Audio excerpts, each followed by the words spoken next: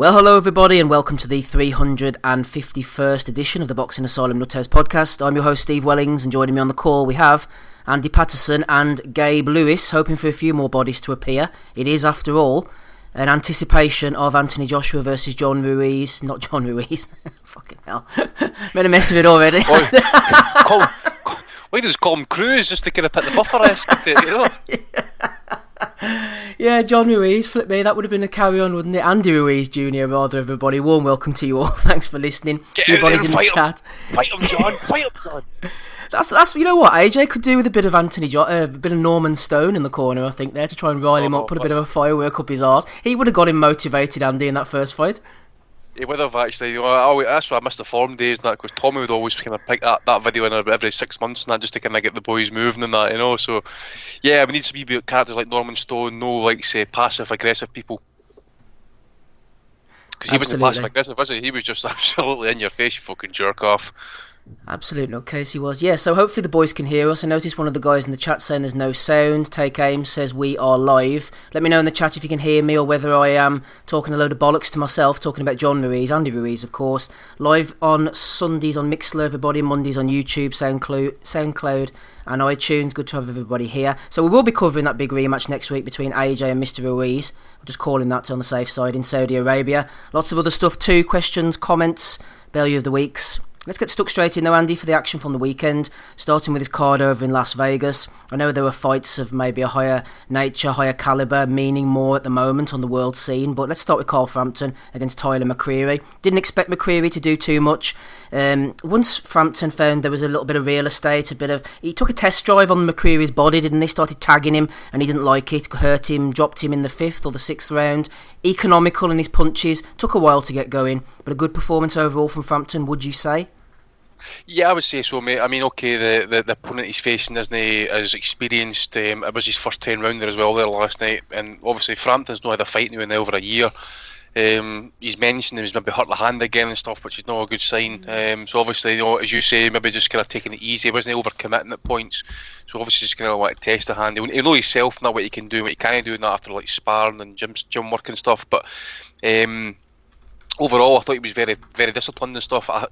He got kind of tagged in the 7th to the body himself a couple of times, and you could see him really wincing at it actually as well. But it just, what generally happens with Carroll is when he gets hurt, and he just tends to kind of stand in there and just kind of let his own shots fire, and that he did against Warrington to kind of bad effect. But he did get the kid kind of backing up after he got hurt and stuff like that, obviously, and then dropped him again after the 7th round with another body shot and stuff. So as I say, it was probably I wouldn't say the right opponent. He needed a fight anyway. Put it that way. I mean, he's been at the ring now. That's almost a year, so he needed some sort of fight. And obviously, it's a shame in Valdez, which we'll probably get to in that as well. But looking at that possible fight with Jamel, was it Herring?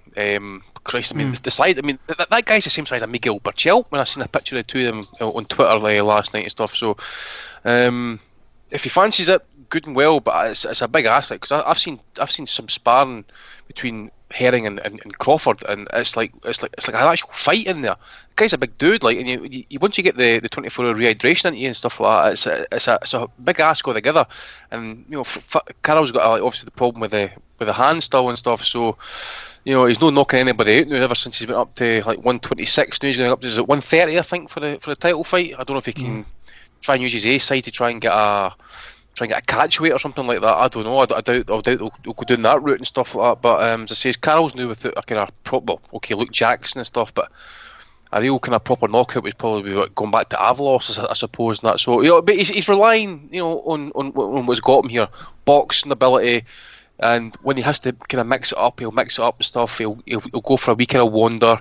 He'll dip and slide. He'll use his jab to great effect. Use his feet, and just using that boxing IQ and, you know, boxing brain. So all in all, it was. I mean, he never lost a round. He was hurt, I suppose, in the 7th, but did what he had to do.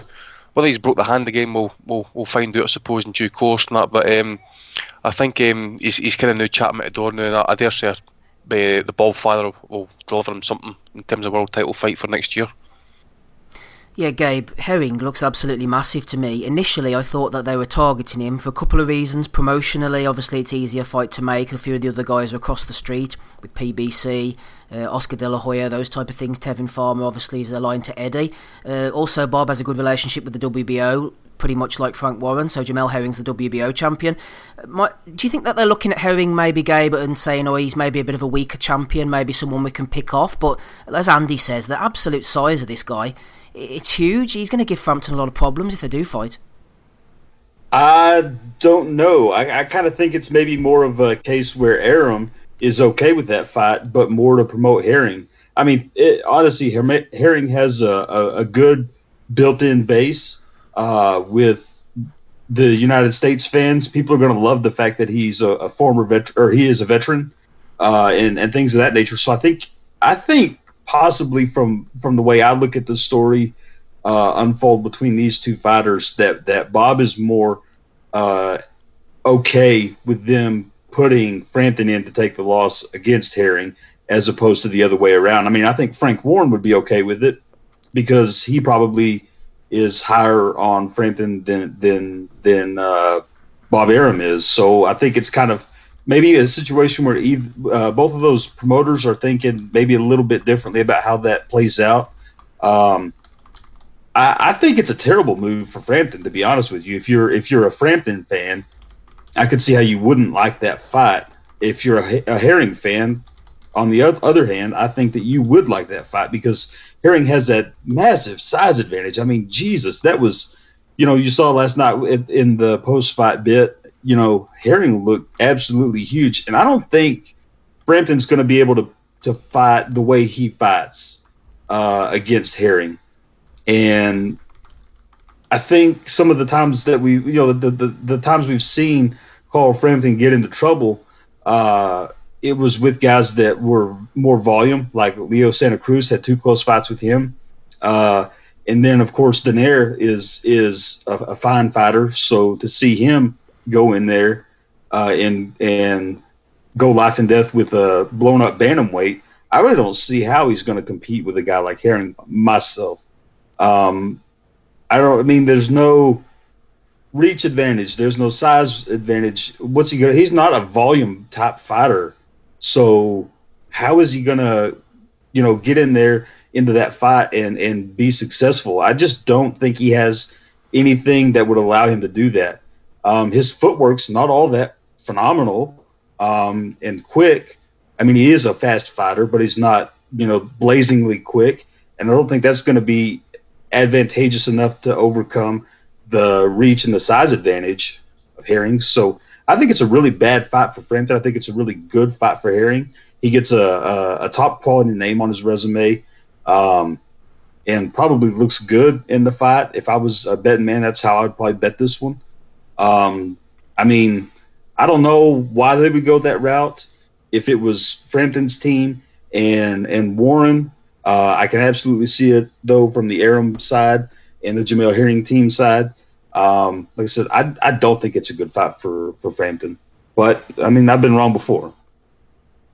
Gabe's been wrong before, can't remember when, but he assures us that he has. One of Frampton's great strengths is his punch picking, and it was always his judgment of distance and his ability to time his punches, time what the other guy was doing, and throw the right shot at the right time. If he's retained that, you would think with his experience and his ring experience, he'd be able to catch these guys, but it depends if he's falling off the edge, as some people have suggested. On Bob Arum, I know he wasn't happy about Oscar Valdez's opponent, which we'll be getting to soon, but you just know with Bob, right, he will say one thing to the camera and he'll be thinking another thing completely. I'm just using this as an example. I'm not saying this happened, but if he looked last night and he would look to himself and think maybe Frampton's on the slide or whatever, say he came to that conclusion, and he would stand in front of every camera and every TV show and go, yeah, he looked great, absolutely amazing performance, we're going to do this, do that. As soon as the door shuts on Monday morning, him, Todd DeBerth, Bruce Trampler, yeah, he's done, we're going to feed him to such and such. So maybe that will factor in to whatever they do with him next. They'll look at whoever's the A side, the B side, who they're going to push on forward, whether Herring has the more longevity, whether Valdez can be pushed further, and he wouldn't be afraid to feed, quote unquote, Frampton to one of them to make their star, to make their name. That's the type of things that you guys all know that goes on behind the scenes. All the guys in the chat, Matt Russell's there, Dan WWFC, Johnny Clash, MB, Lestin, Gerwin, Arlene. I'm sure there's a few more. Take Ames was there as well. That's all the ones I can see on my timeline. Let's get on to that Oscar Valdez then, Andy. Again, Bob, so experienced, put Adam Lopez on the undercard in anticipation that something might happen with the two main events, Frampton, McCreary, Valdez against Gutierrez. As it turns out, Gutierrez, God knows what was happening to him, but he came in 11 pounds overweight. Bob said he was throwing him out of the hotel. I wonder if he smashed the rest of the teeth that were left from when he fell in the shower that time. I want to give Bob a bell of the week for that, actually. We're throwing him out the hotel. I mean, I hope he's got a written every contract in the hotel room by you. You feel to make weight, you're getting tossed out. No, I read somewhere that apparently, I think it was a WBC Eliminator, I think that fight was. And apparently, the WBC do their 30-day weight checks, and 14 days they go through the medicals and that. The guy was on weight. So what the fuck happened? He's over a stone over. He's almost a stone overweight. My God, man. You can even see Bob on the scales now. He's what, 11 pounds? What? 11 pounds? No, I'm sorry, man. As I say, you got two jobs to do, right? And you filled out the first one: make weight and fight. No, I mean, I think he's just done himself right out any potential future TV dates, unless somebody else picks him up, maybe like Golden Boy or whatever, and that. But it's at this point, can he be trusted to even come onto a card? I mean, was that main event last night? No, it wasn't. But he almost torpedoed his chief support just by no making weight. It's absolutely disgraceful. I mean, okay, you can see it. Okay, like maybe a pound or two in that guy's 131. Yeah. Aye, he's looking dead at weight, dude. He's almost 2 weight divisions overweight. 2 weight divisions, and then think about it. Just think if Valdez took that fight on, right? And the guy said, I'm not making weight and stuff like that. And he could be like 3 divisions heavier than him. It's just a disgrace, man. I think he needs situations like that. I agree with what the Japanese do, actually, like we did with Diego Higa. They stripped him of his boxing license, forced him to move up in weight. None of this boiling down and trying to cheat the weight and gain the advantage and stuff like that. They forced him to go up in weight and ban him for a year. So, I know we're talking Mexico and stuff like that, but something needs to get done about these. As I say, a pound or two, a guy looking like death on the scales you can accept. But that guy looked like he didn't even try. He looked pudgy, he looked soft. What's he been doing for the last, week and a half? He's trying to make weight. I mean, you try to tell me you can't take off 11 pound on, 7 to 10 days? Impossible. It's just a joke. So to me, because I heard some stories, Steve, in Belfast about this guy's team. Right? Obviously, you can probably guess what I'm talking about and stuff like that, but is he deliberately fucking them about, missing weight so that he doesn't get paid, so he doesn't need to pay his handlers because they're taking almost everything off him? Who knows? But it's a disgraceful situation. It is a disgraceful, strange situation. That pound over, of course, pushes him into the welterweight category, as Andy said. It's just completely bizarre. MB, I agree with you, MB in the chat. I don't understand, he says, why he got on the scales. Neither do I, surely. What's he thinking when he's getting on there? I'm going to stand up in front of everybody here, 11 pounds overweight. The shit's going to go down. If it was 131, you could sort of understand, but I don't know what he was thinking in the lead-up, maybe. What do you think, Gabe? Maybe.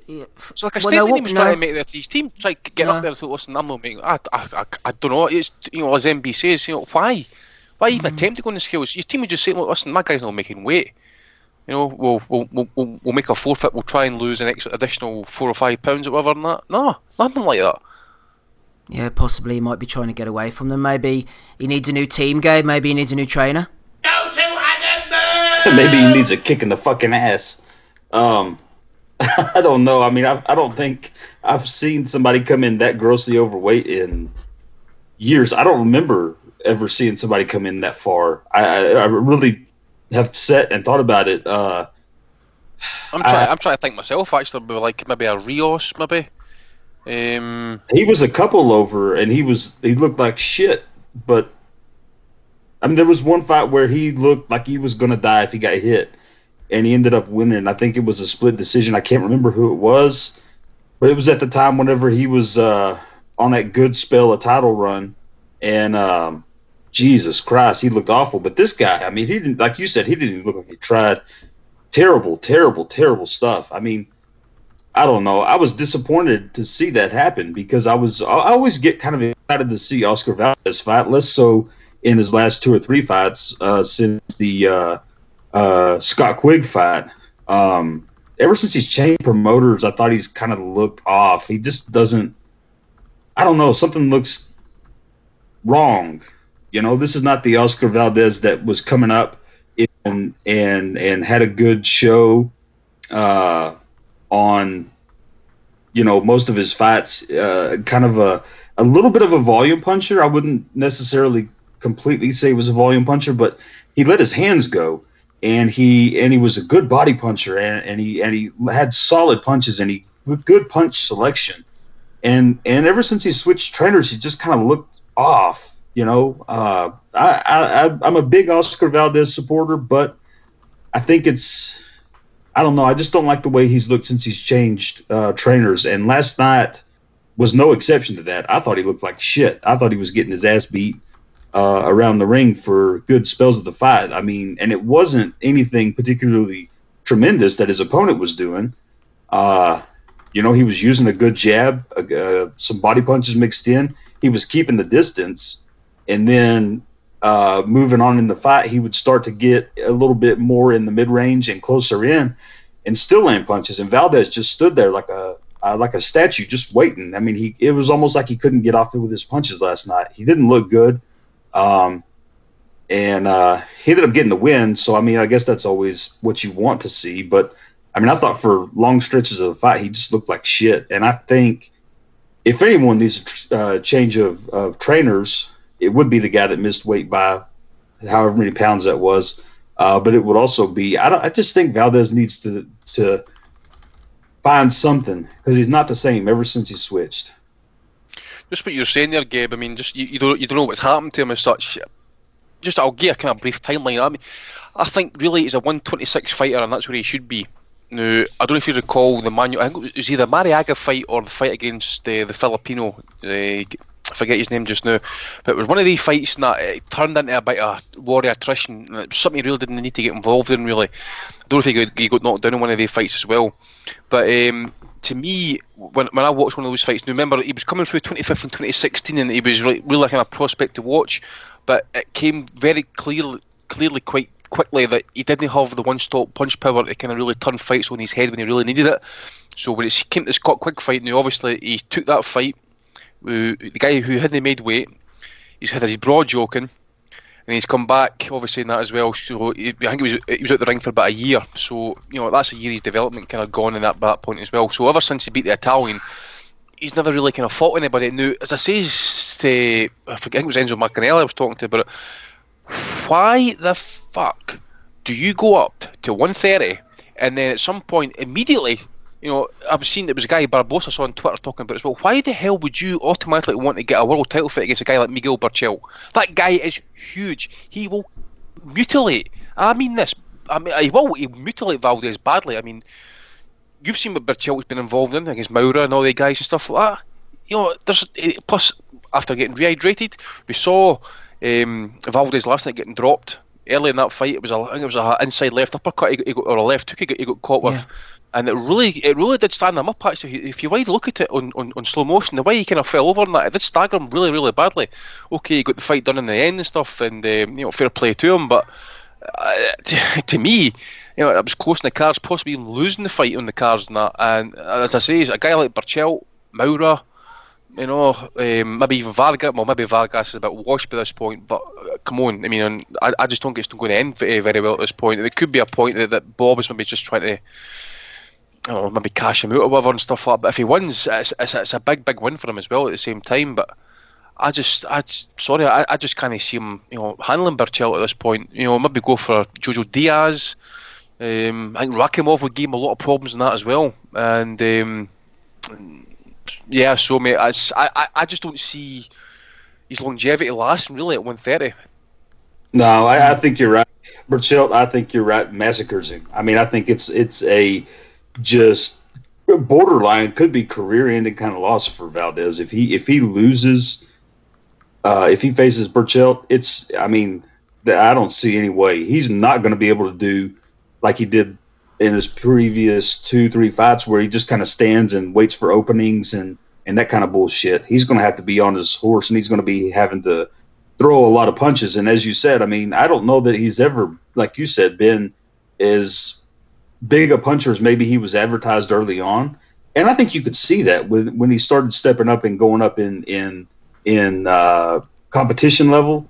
He never really did, but he kind of reminds me a bit of a Marco Barrera type guy. Not that he has the same skill set and all those kind of things, because that's a once in a lifetime kind of deal. We got him and Morales at the same time, but it was he throws his punches hard. And I think Marco Barrera always punched hard. He never really put a shot just to touch somebody out. It was always looking to do something. And maybe it was a setup shot, but it was still hard. I would rather get hit by damn near anybody than get hit by a jab from Marco Barrera. I mean, even his jabs carried some weight.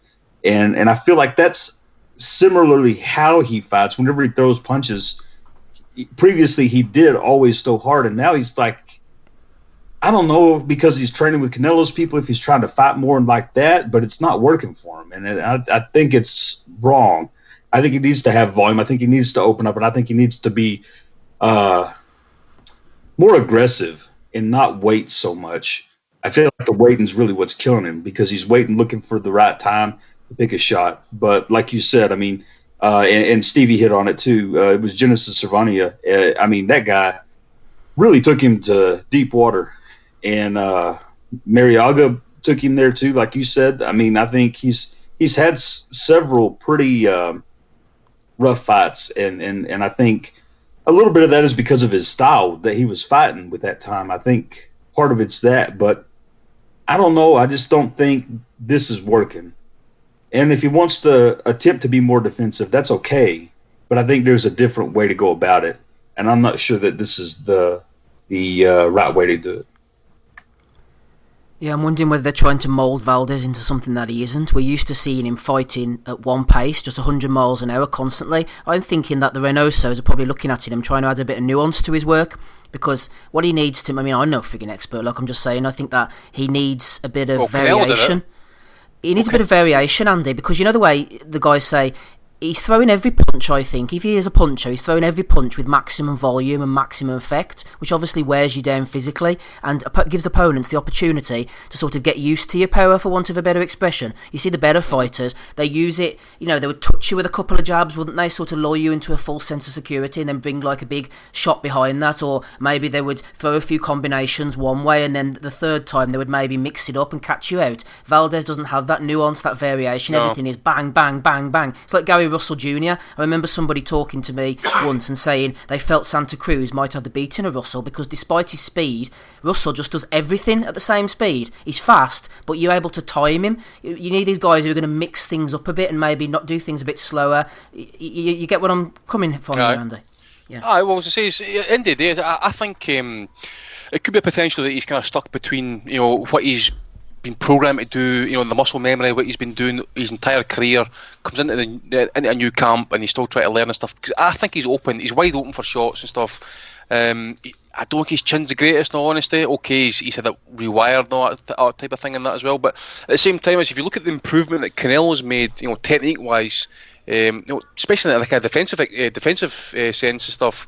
Or that could be purely Canelo himself, you know, his own intelligence kind of picking that up off the Floyd fight, and he's managed to adapt it himself. Because, you know, really, how many trainers do you see these days that are proper teachers? In the days, you know, the Reynosos are ex-butchers, for God's sake, you know. So we'll wait and see. I think we should maybe give him another year to see if he kind of like if he can improve a wee bit in that, on his technique and that. But I seen someone in the chat saying he's apparently dead at 126. Well, he's going to be even deader at 130 if Berchelt gets his hands on him. I can tell you that much. Looking down the card, guys, I don't know if anybody saw the Carlos Adames fight against Patrick Teixeira. Teixeira got knocked out by Curtis Stevens before, so I thought Adames, he's a big solid guy, looks like a Jean Pascal type. I've seen him in action before. I felt he was going to go places, but I was talking to Sam from Against the Ropes this morning, and Sam said that Teixeira's strategy worked. He just got Adames to punch himself out by constantly punching him in the face, and he was just worn out at the end. Teixeira, big puncher, showed some nice skills. I thought he was going to go down in about 5 or 6 rounds, but he didn't. He stuck with it. Bad cuts over the left eye and the right eye, and his power held up towards the end, and he just stuck it out. And fair play to Teixeira. I did not expect him to beat Adames. Really, really good fight. Well worth seeking that one out, guys. Anybody, Andy or Gabe, managed to see that one? No, I have it on my list, but I haven't gotten to it yet. I spent the other portion of my time watching the card over in, where's that at? The card. Was it the Birmingham card or the Monaco card? Monaco, that's it. Sorry, couldn't think of it. Yep, I watched that one. perfect opportunity, Gabe, to tell us exactly what you saw. Cecilia Brækhus defeating Victoria Bustos. It sounded like someone was hitting the heavy bag in an empty gym. I mean, it was, Cordina as well got a win. This Gilles Zhang, I don't know whether he should be anywhere near a gym or a ring even. Alexander Besputin 13-0 against Radzab Butayev 12-0. Besputin getting the win. I didn't watch that, turned it off in the end. I think it was on at the same time as Lerone Richards against Lennox Clark, and my streams were sort of playing up, so I had to choose one or the other. I dropped Besputin, Gabe, in favour of Lerone Richards. Did I make the right decision? Was Monaco worth a watch? I thought it was. I thought the Besputin Butayev fight was. It wasn't like, the end of the world. Obviously, I think you did the right thing by picking which one you thought would be better. I don't see anything wrong with it. I'm not a big fan of Besputin, to be fair. I really just I don't see a whole lot to get thrilled about. He's still fairly young, though, and hadn't had too many fights. I believe he's only 15 fights in, maybe. So he's still pretty green, but the fight seemed like it was pretty good. You had Besputin with a lot of footwork, a lot of quick punches, constantly turning Butayev. It was actually really at points good to watch his footwork going up against the southpaw, being the southpaw going up against the orthodox guy in Butayev. So I think the footwork was kind of what really helped him out a lot, because he was constantly turning Butayev in a way that didn't let Butayev get off. But these goddamn Russians, they all fight like this. When they can't get what they want to get, they'll just start throwing punches. And Butayev had some big uppercuts. He landed some big punches. And Besputin did too. So I was actually enjoying the fight pretty much the whole time. I thought that it was a good fight between two guys who don't have a whole ton of experience, and really overall ended up being a pretty good show. I was a little bit confused maybe about how the fuck this was for a WBA belt, but then I realized it's the fucking WBA. So no surprise there that it was for a WBA belt. But I think at this point, Besputin, if he's facing any of the other top welterweights, obviously not Spence. Spence is out. But any of those other guys that we look at on the PBC or anywhere else, pretty much, I think he gets beat. Maybe he can have a really good night, but I think his attempt for quickness comes at a sacrifice of other things like punch selection and sitting down on punches. It kind of reminded me a bit of, at times, the way Amir Khan used to fight. Not that he's exactly the same kind of fighter, but sometimes, Amir, since he hasn't been with Roach, wouldn't sit down on punches quite a lot. And he doesn't. Besputin doesn't sit down on his punches all the time. And whenever he didn't, he actually put himself in a bad position because he was going for quick offense that he got countered by some big punches. So he seemed to have a decent beard, so that's good for him. But I think it's going to take a little bit more than those attempts at constantly being the faster guy. He's going to have to find some nuance there and some balance between, picking his shots a little bit better and changing up his timing. Because early on, he was just going balls to the wall, and Butayev started to time him. And I think that was a little bit of what made the fight interesting, because you kind of felt like maybe Butayev has the power to really change the way the fight's going. He didn't, so solid fight. I enjoyed it. Gabe enjoyed it, Andy. Something that happened on the night, I was wondering where old Hughie Fury was going to turn up. He's supposed to be fighting against Pavel Serra. This is the most Hughie Fury thing ever. It just reminds me of a Bellew of the Week a few weeks ago from friend of the pod, Ted Barrett. He sent me one in saying he nominated Peter Fury for Bellew of the Week because Peter kept saying we're going to witness a new and improved Hughie Fury in anticipation of this Monaco fight. Drastic changes as usual. Problems have been solved, blah, blah, blah. The usual stuff we always hear beforehand. And then Andy, old Hughie... pulled off with a virus. It's his career all over, isn't it? It's I don't know if his spots got infected on his back again or something like that. Maybe he started to bleed. Somebody's licked it or something like that. I don't know, mate. But aye, it's still boding well. Obviously, he's still got the issues, whatever the word, and that. These autoimmune system problems that I don't know, like kept him out the ring for prolonged periods and stuff. But if it's going to be a problem here on in or whatever, and that, I just can't see him fulfilling whatever potential he's got, or it's just going to be a kind of stop-start career, I think. And unless he can get down to the root cause of it, I think it's just going to continue. What about the rest of the card then? Did we miss Huey in action? Was it still saved? Are you a big believer in Besputin? I must admit, I wasn't really aware of his work before this opportunity.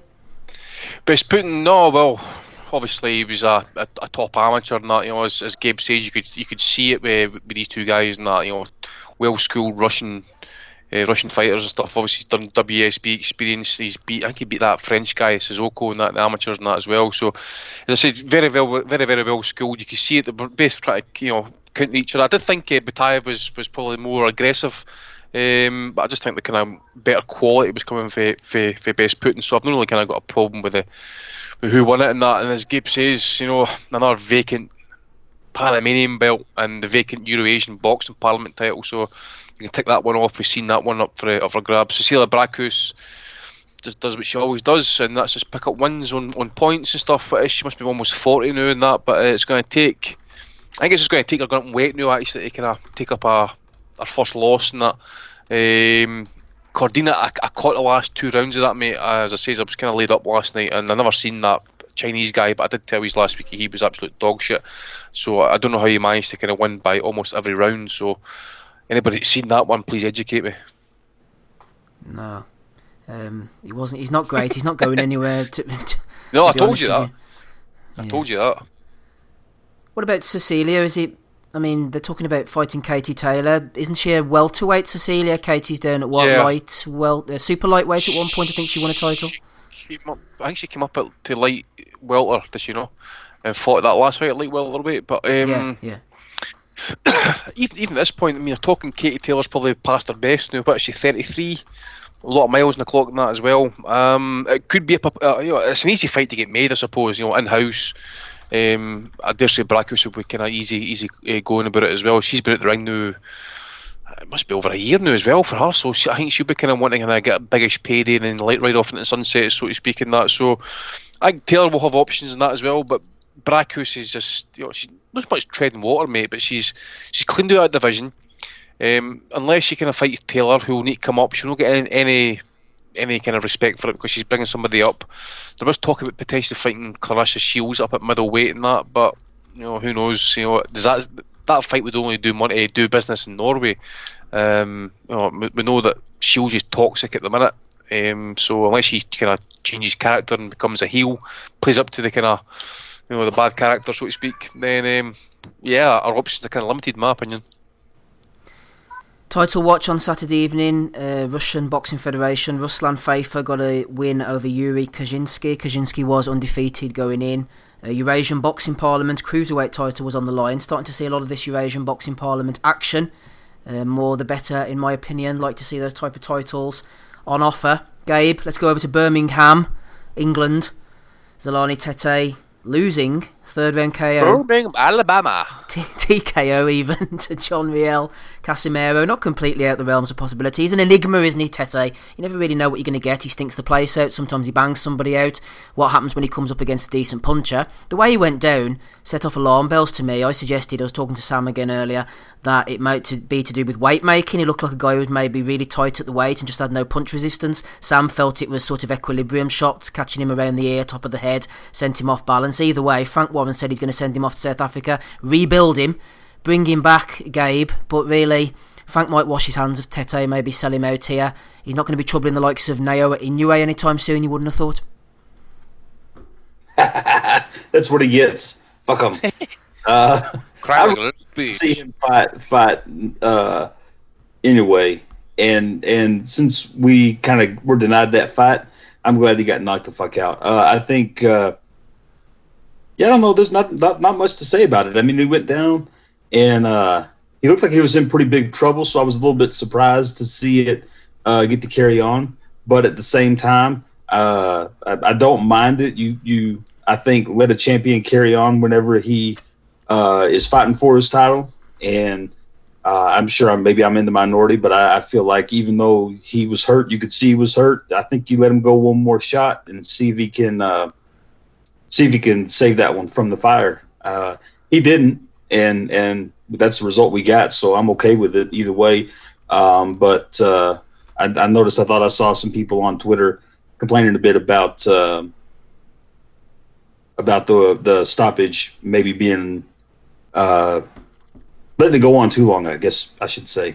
But I mean, I was okay with it. Glad to see him lose. Not that I'm a big detractor of his. I just didn't get the fight I wanted. So whenever that happens, I typically prefer the person who was responsible for that to find justice some other way.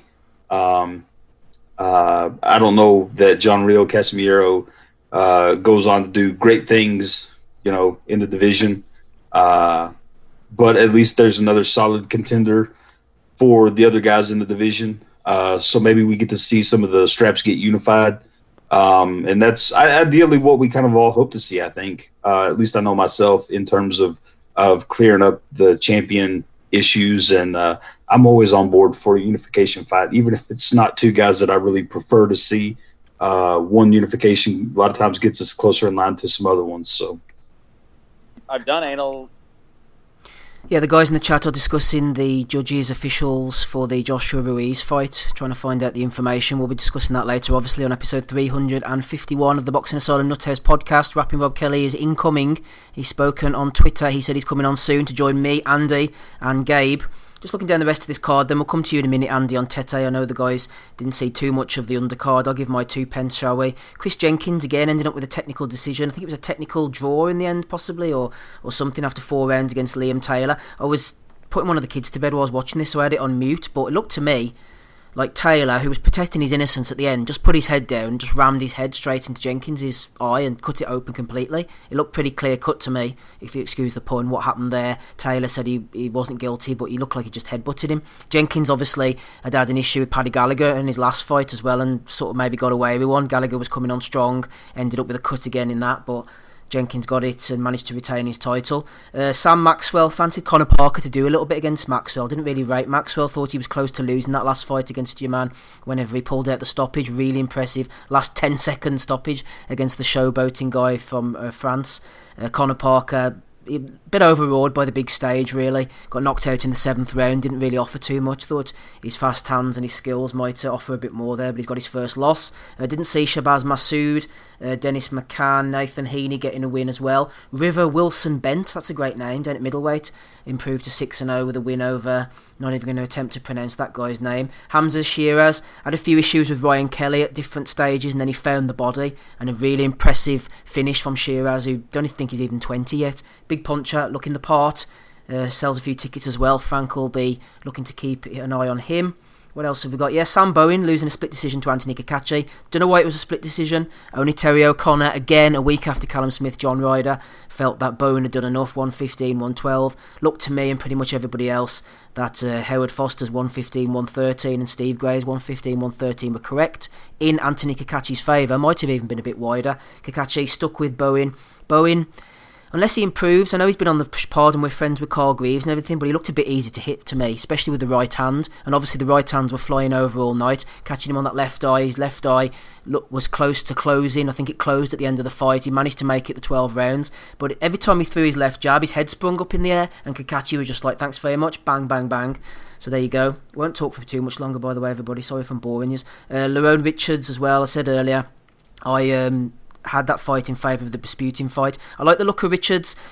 He needs someone to take him out of his comfort zone. He hangs around on the ropes sometimes, looks a bit lethargic, doesn't throw too many shots. Whenever someone like Lennox Clark goes at him and really brings him out of his shell, he looks like he can land a lot of good shots, Richards. Would like to have got Ozzy on tonight, but he's unavailable because he likes these type of cards. But this could be definitely one to watch, Richards. I hope they put a bit of a firework up his ass and get him, motivated, because he looks like someone who can definitely do something beyond British level. But Lennox Clark maybe felt he was a bit hard done to. I thought that Richards won by a couple of points, and he was starting to get hurt at the end to the body. Sorry about that soliloquy, Andy. We'll bring you in here. Zolani Tete, Jean-Riel Casimero. Tete, has he been found out? Has he been exposed? What do we really gain from this, the fact that he was knocked out by Casimero? A lot. That was a shocker, actually. I mean, I think I said last week, correct me if I'm wrong, I did pick it on a prediction league that I'm involved in, that Teddy would win on points.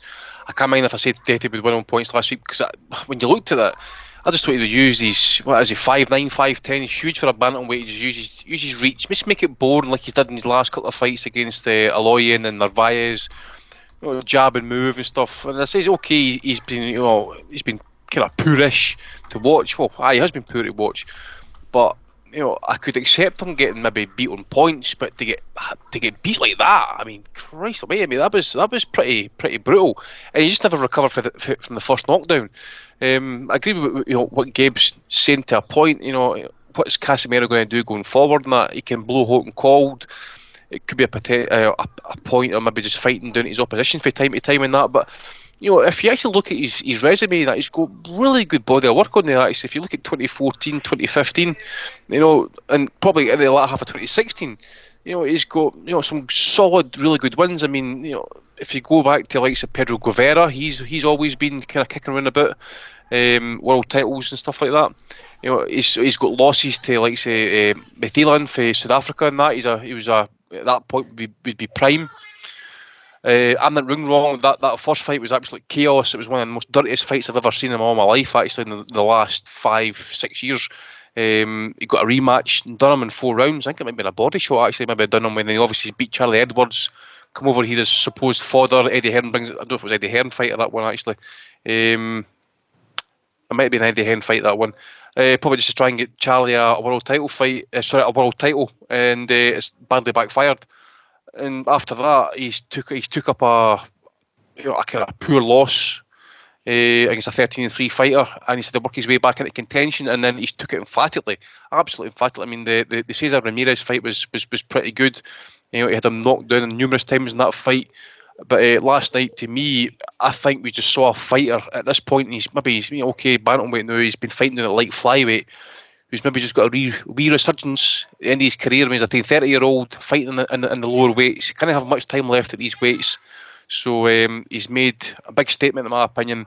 And it kind of backfired on Frank as well, who was saying that Tete could cause Inoue a lot of problems. Well, he is going to cause Inoue a lot of problems, because he's now got to go and talk to the Bob father or Manny Pacquiao to try and get his fighter the WBO title now, because and that's the other thing as well. I don't know where Tete goes from here, because nobody's going to want to fight him. He makes nobody look good when you fight him. He's boring to watch. He can, so unless he's going to ice a guy like he did that guy in 1 round, what his name was, Goyan, what his name was, it's basically, who needs him? Nobody needs him. So unless he gets himself back into a mandatory position, I think his career at this point is good as washed, and he's up in age here as well. So yeah, it's a long road back for him, in my opinion. I fell asleep. Trying to get hold of Jason Chukwu. I will let you know whenever he appears in the chat. No Chukwu sightings yet. Philip Bowes is a guy that Chukwu has been pretty high on, fighting on Mickey Elliott card on Friday night against Akeem Ennis-Brown. Mentioned it last week, vacant British title and the Commonwealth title. It's down as a P on BoxRec pending. Don't know if it even took place, don't know who won. I messaged Chukwu earlier to see if he had any intel, but he hasn't come back to me yet. A few of the boys in the chat agreeing on Sam Bowen, saying that he's become accustomed to bullying opponents and them sort of folding, maybe non-punchers, and this time Kakachi stood up to him, big puncher, bit of skill, and he was in good shape as well, Kakachi, which I think was the main thing for him. We know he has the ability, we know he can punch, but he was in the shape to last with Bowen, and he was catching him with all these shots, and usually Sam just walks through those type of guys, the likes of Jordan McCorry's, but Kakachi didn't fold, so back to the drawing board for him. Earlier, the Alcoholic Froch says that Bowes pulled out apparently, so the fight didn't take place. I didn't think it had, considering it had that little yellow P, so that's unfortunate. That looked like a pretty good one. Also, Belly of the Week for Casimiro for Bunce, for trying to interview Casimiro. Just looking through the chat here. Yeah, Bowes' fight was called off. Bowes was pissing blood apparently. That's as good a reason as any to cancel a fight, in my opinion. If you're pissing a bit of blood, maybe get a blood sample off Rob whenever he comes on soon. Tommy Frank got a win over in Sheffield on Friday night. 10 rounds against Martin Tekua Petla. 15 wins, 11 losses, 4 draws.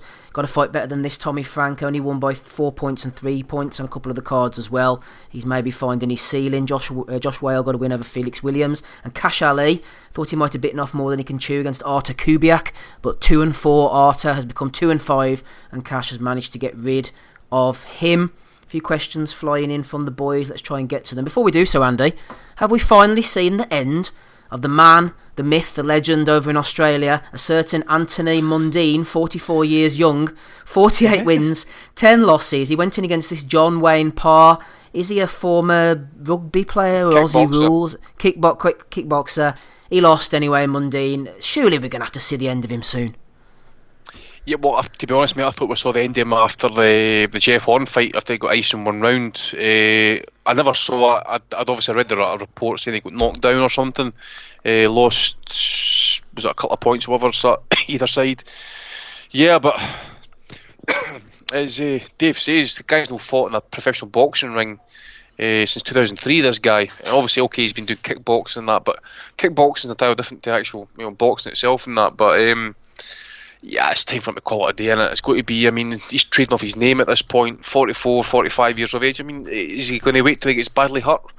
I mean, come on, guys, somebody needs to step in for his own good and that. I mean, well, Steve, you and I know about when we were researching the situation with Paul Briggs and stuff, how he got licensed, considering his issues and that with his neurological problems and that. It just kind of feels like the Wild West out there as well. But yeah, Mundine, it's if the writing wasn't on the wall for Jeff Horn, who was coming up in weight, a guy coming into a professional boxing after, was it 15, 13 years out or whatever it is and that, come on. I think it's time now to kind of chuck it like. I've said it before and I'll say it again. I know it's an unpopular opinion because people don't like Mundine, but I'm putting aside the stuff out of the ring. Not interested in any of that, comments he's made, blah, blah, blah. Couldn't be interested in that whatsoever. It's in the ring. I actually give Mundine credit because people forget themselves. This is a guy who's had nearly 60-odd fights. He came himself from a rugby background in 2000. I know he came from boxing stock. His dad, Tony Mundine, was an excellent fighter. But this is a guy turned pro in 2000, led Sven Otka an absolute merry dance for 9 rounds in 2001 for the world title. He was like a 10 or 11 fight novice at that time, Mundine. Got knocked out by Otka. Quite how he managed to do that, I don't know. Maybe Otka could punch when he needed to. But then he went on. 2006, a lot of people thought Danny Green was going to absolutely take his head off. You forget, this was like 10, 11 years ago. Mundine took him to school. Forgot they'd even had a rematch, actually. Green finally got his revenge. But this is a guy who won world titles. I know it's a load of bullshit, beating past it Shane Mosley, calling him a legend and all that, but he has made a hell of a lot of money from the sport. And I'll give him respect. I think he's had a very good career, considering nearly 20 years he's been boxing now. Coming from another sport, good fighter to Anthony Mundine. I'm going to tip my hat to him, even though some others might not want to. Do you want to say anything about Mundine, or should we move on, Gabe? I mean, with all of his bullshit, like you said, all the bullshit that he spouts off all the time and the nonsense that comes from him, I think he's had a respectable, in a lot of ways, career as a professional fighter. I mean, I think he's probably done more than a lot of people probably expected him to do when he first started, and certainly he's probably made his fair share of cash out of the deal. So, I mean, as far as retirement, it's needed to happen for some time, I believe. But then again, I think it's a little bit hard whenever you have a guy who has been kind of an underdog and has won some fights and has performed at the level that he has over time. I'm not saying he's ever been elite, but he's put on some good performances. He's had some title fights, and he's certainly won his share of them. So I just feel like I'm always a little bit kind of half and half on this guy because he's so full of shit. But at the same time, he has done enough, I think, in his career to merit at least some respect from what he's accomplished. So I'm glad that he's leaving. It's been time for him to go for a while. If that hasn't been apparent, then you haven't been fucking watching. But, yeah, fair play to him. Yeah, don't listen to what people say, watch what they do. An adage for life there. Anthony Mundine's had a good career, in my opinion. No sign of Rob Kelly yet. Shout out to Take Ames, friend of the pod. I saw him in the chat earlier. I don't know if he's still listening. He will no doubt listen back at some point. He has his own channel over on YouTube. I'm going to give him a shout out because he did an excellent video during the week. I think he was celebrating getting to 100 subscribers. And he put this really good video together asking people in and out of the sport, a lot of boxers, coaches, what their earliest boxing memory was. And I said to Ames, I would put the video in the description. You guys can go and have a look. Let me know in the chat what your earliest boxing memory is, the first thing you remember about the sport, maybe what got you hooked or whatever. We'll go to Andy and Gabe, not now, but a little bit later on, give them time to think about it. Earliest boxing memory, mine was the first fight between Chris Eubank and Michael Watson. I think they showed it on ITV back in 1991, but a few of the guys on that video have been telling theirs. Ben Davidson was on it, a few novice pros and that, so yeah, it's definitely well worth a watch. Everybody keep an eye out for that. Andy, before we discuss your earliest boxing memory, we've had a question in over on patreon.com/boxing asylum. John Heaton said to you, Andy, the unstoppable force versus an immovable object. How would Deontay Wilder fare against the James Toney who beat Evander Holyfield? Rugged, moving the head, solid chin. How would James Toney, that beat Evander Holyfield, probably on the juice? I was just going to say that there, actually. Did he not feel? Did that fight not get overturned? No, it was the John Ruiz fight. I think got overturned, wasn't it? Was it John Ruiz fight? Right. Okay. Yeah. Well, suppose at that time, you remember as well, Evander Holyfield. I think at that point was having the apparent heart problems at that time. I could be right in saying that, but I think that was before that, wasn't it, Andy? Was the heart trouble not? Yeah, I think that was before that. Was it before was it not before or just before or after the second fight against Bo? Yeah, it was the fight where Bo stopped him because he was completely lethargic, wasn't he? He was all over the shop. Yeah, there was something going on. It's a biggie actually. Because I'm just trying to think of the punchers that Tony's faced through his career and that, especially like heavyweight and that. But obviously, Holyfield would have been a semi-ish puncher and that. But he never really kind of fought anybody at heavyweight that was supposedly big hitters, not that I can recall. I would probably need to see Wilder would win it on points and that, because maybe knocks out James Toney. I don't care if it's Wilder or Mike Tyson and stuff like that. At the end of the day, is on the inside, nobody. I mean, we're talking like if that guy could talk properly, you're talking. There's your ready-made teacher right there. That guy's ability to fight and deflect shots inside was incredible. I just can't see how Wilder would actually manage to kind of get off on him. Okay, maybe land shots, but I don't think he would knock him out.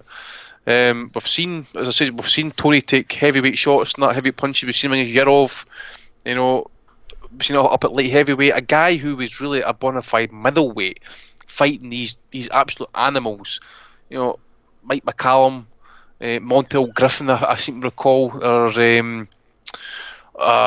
the other one? Roy Jones. These guys are animals. Big punchers and that as well. And of course, got them weight.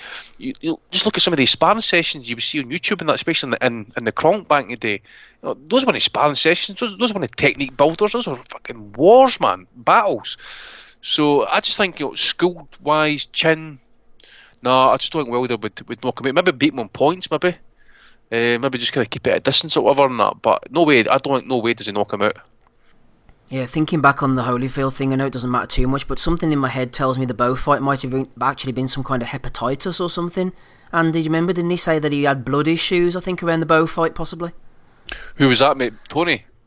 No, Holyfield, do you remember? Yeah, Holyfield. I'm sure it was a heart problem he had. I thought the heart problem was way back in the mid-90s, and then it was hepatitis for Bo, although that would have been around that time as well. Let us know in the chat. I may be getting mixed up here, man. It's been a while. I've just pulled up his record, so I've just pulled up the third fight. Let's see here. There it's there, heart problem. Foreman was referencing Holyfield's diagnosis from the previous year. In April '94, following his loss to Michael Moorer, Holyfield was diagnosed with a heart problem and retired. 2 months later, he claimed he'd been cured by faith healer Benny Hinn. Holyfield was examined by doctors at the Mayo Clinic who said he'd been misdiagnosed and was fit to return to the ring. So I think he just needed his EPO, actually, to be honest with you. Just trying to cycle the heart problem off. The boys in the chat are getting stuck into this earliest boxing memory. Evan Fields, I was going to say, we know all about that. Lee, the alcoholic fotch, is there. He said, the first fight I remember as a proper boxing fan was Vlad versus Ruslan Chogayev. L. Highlander says, Dad woke me up early hours, carried me downstairs to watch Mike Tyson versus Trevor Berbick, 1986. All my uncles and family friends were there, all dead now. Nice one there. Lee the Alcoholic Frotch, first boxing memory, Lewis versus Tyson as a young kid. Oh, you must be quite young, Flip. I remember Bruno versus Tyson being vague, and Lewis against Donovan Razor Ruddock. I remember reading about that in the newspaper. 92. Lewis knocked him out in a WBC eliminator, and it was big news then. In the back of the Mirror or whatever it was. Hatton versus Mayweather. Just looking through the boys here. War Inoue says, my earliest boxing memory is, no word of a lie, the absolute bum heavyweights, Audley, Sprott, Scott Gamma, and Danny Williams. Maybe a bit of Mark Krentz thrown in as well there. He was on ITV back in the day.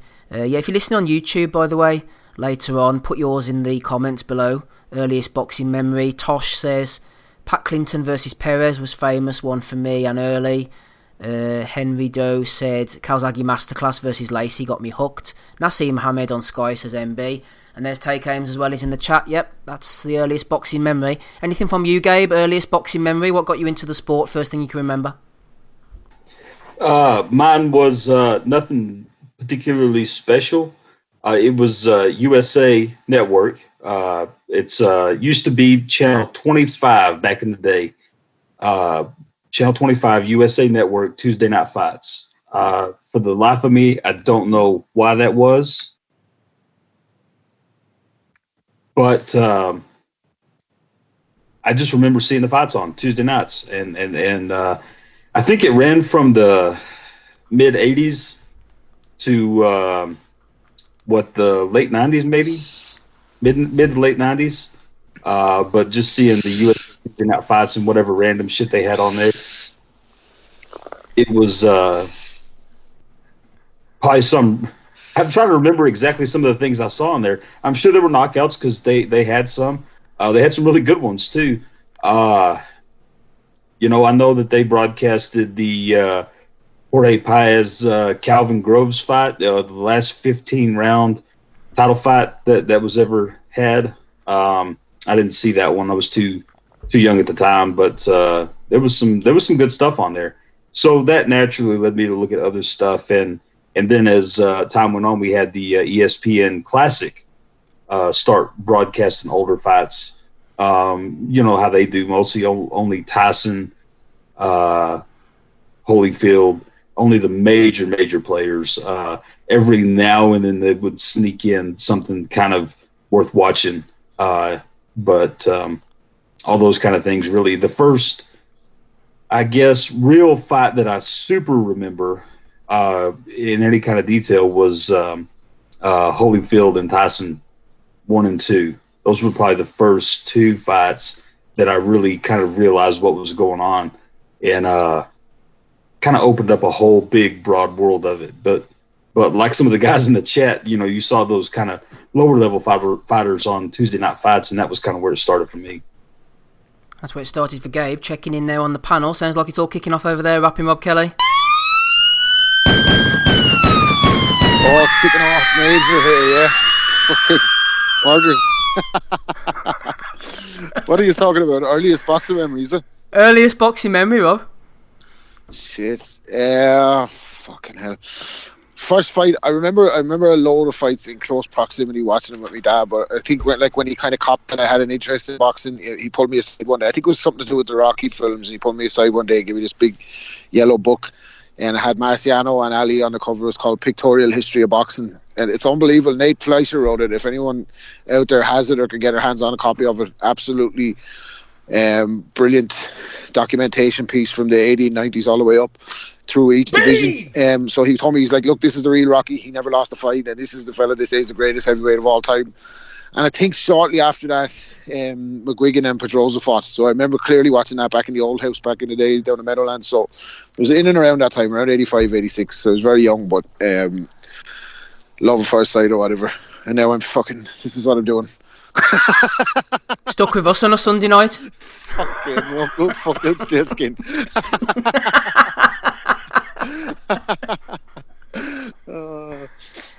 Here, Rob, just before we bring Andy in then on his earliest boxing memory, we've gone through a few things, probably not much of which you have watched. Monaco, Birmingham, and also Carl Frampton over in Vegas. Well, when I heard Hughie Fury was off the Monaco card, I said, that's it for me. As good as those other fights are, that's me out. Brumpo fucking Stiltskin. Steve Frampton picked up a routine-ish enough win against a guy bigger than him with hand injuries, setting up a fight with a light heavyweight.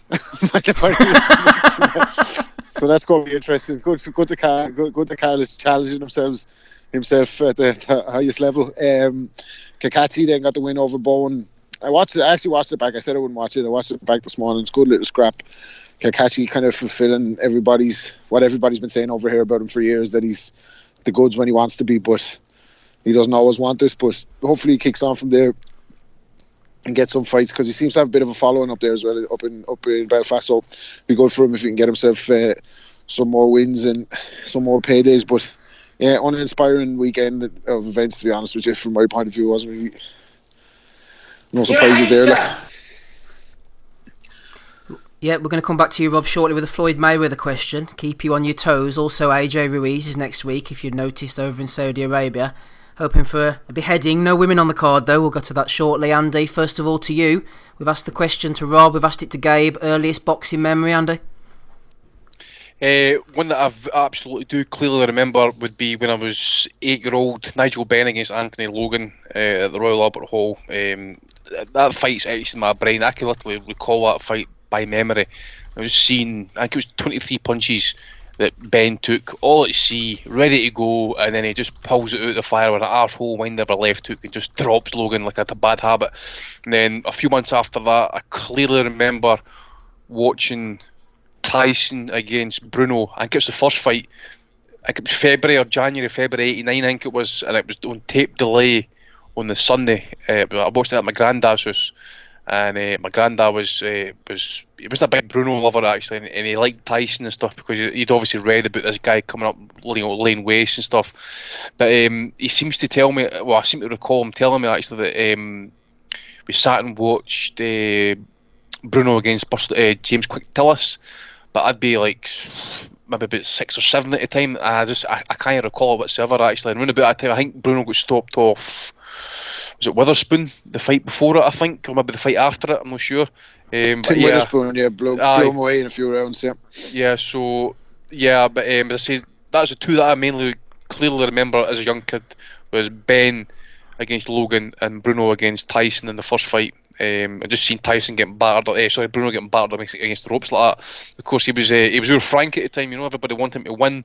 He wanted to win the world title and stuff. You're sitting there watching it. I mean, the other thing as well is if you were lucky to have 2 tellies in the house back in the days and that, as well as I'd nip upstairs and watch it on the old, wooden tellies and that with big fucking back with like a 100 weight and stuff like that. I think they type of tellies you put 50 pence to back it and that. Yeah, I remember them. Yeah, remember the days and that. So that was. So I used to watch Ben, Watson, Eubank, Collins at kind of later point in that. I remember watching Ben against Iran Bartley. I can't remember if that was in tape delay on a Saturday afternoon or something like that. I can't mind.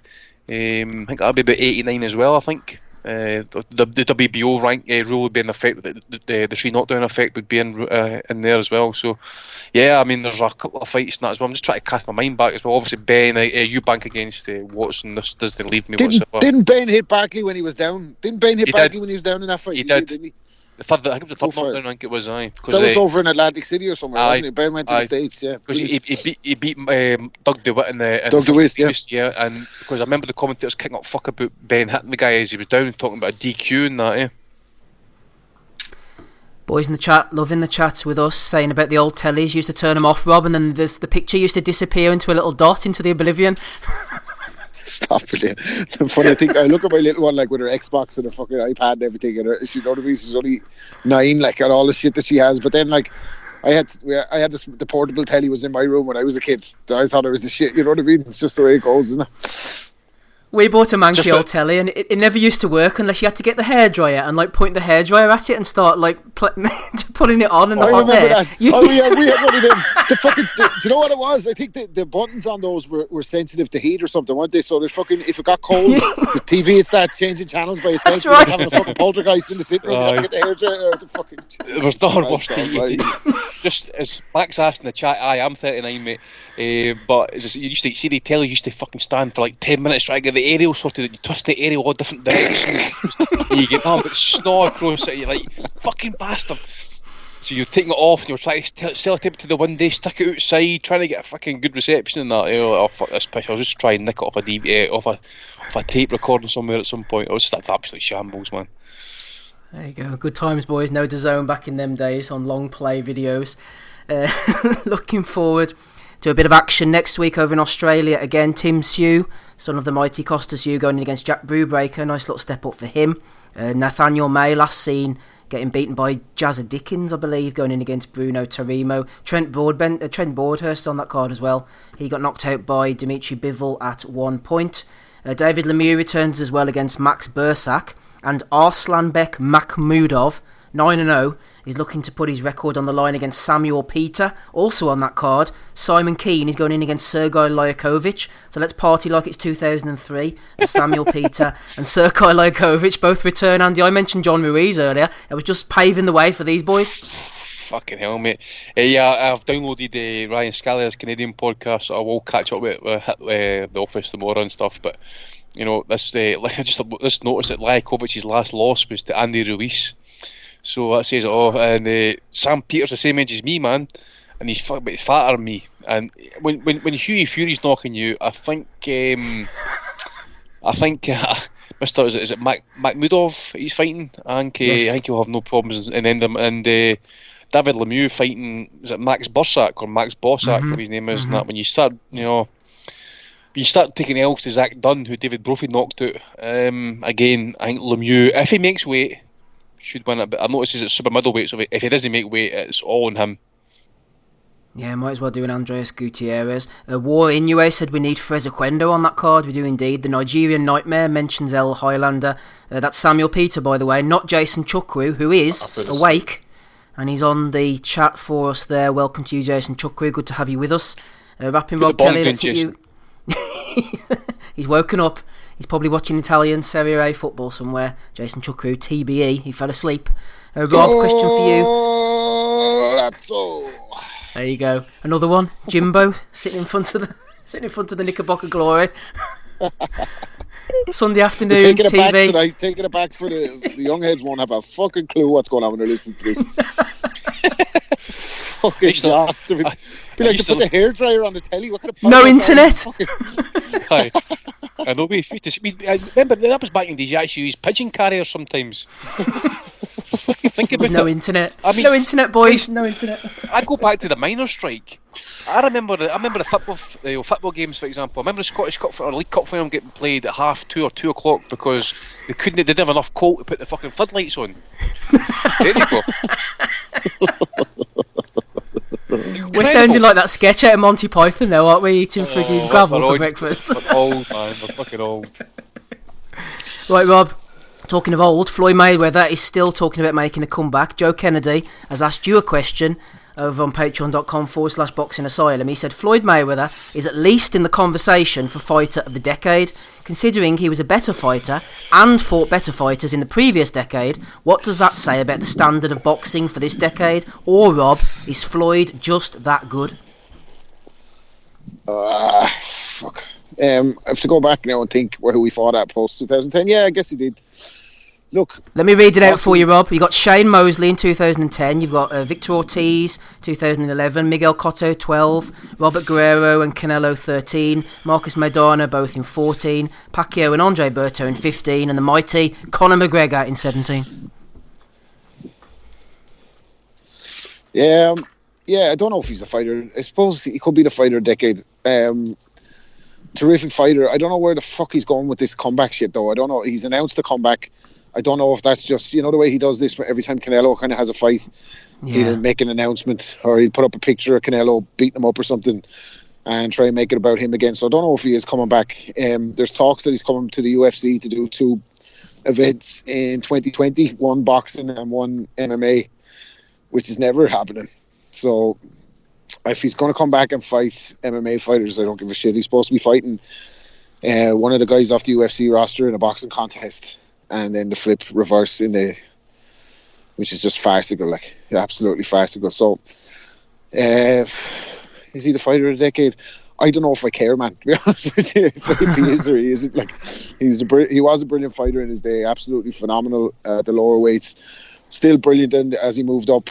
And people say he cherry picked and stuff, but like if you're talking about, you know, in this decade, the fighters that he fought, we're all kind of coming off wins and held world titles or world number ones at the time. So I think he's beaten like 26, 27 world champions in total, hasn't he, Floyd? Like, so yeah, he was a hell of a fighter, like absolutely unbelievable. Yeah, usually when he announces he's coming back, he's trying to take the limelight away from somebody else. But I think what Rob's trying to say to you, Joe, is you're this. A fucking bum, you're a fucking asshole. Rob knows what's gone down there. I hope he fucking dies. We love Joe on this pod. Good guy is Joe Kennedy, friend of the podcast. Talking to friends of the pod, Gabe's still with us. Delighted to have you on, Gabe, from the beautiful state of Texas, over in Barclays Center, Brooklyn, New York, next Saturday evening. Tom Brown and Lions Only Promotions, Jamal Charlo, 29-0, defending the WBC middleweight title against Dennis Hogan, moving up in weight.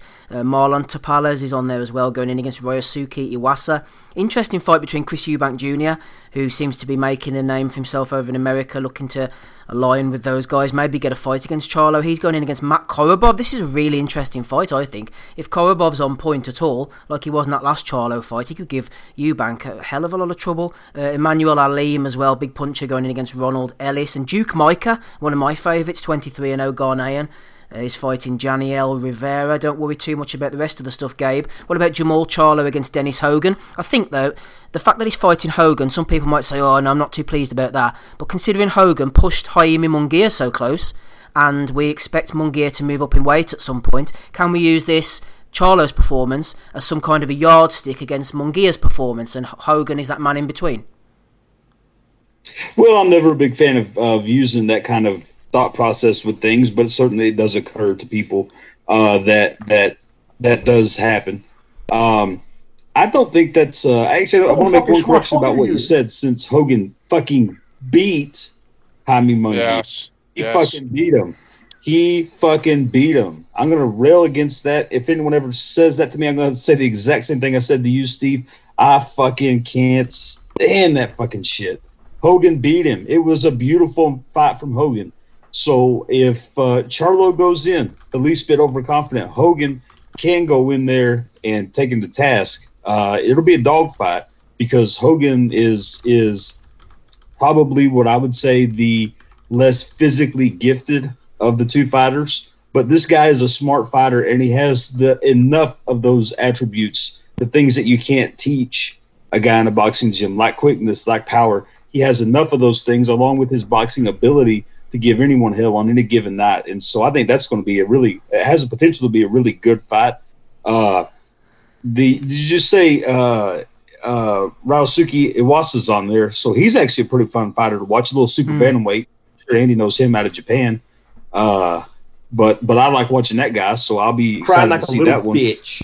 Wasn't even thinking too much about this card. Now that you mentioned it, though, there's quite a few things on here that I want to see. So the Iwasa fight, I'd like to see Hogan do the business against Charlo. Not that I'm a anti-Charlo by any means, but I certainly would see a guy get his just desserts after getting fucked over on the cards from that Jaime Munguia fight. That just was fucking awful.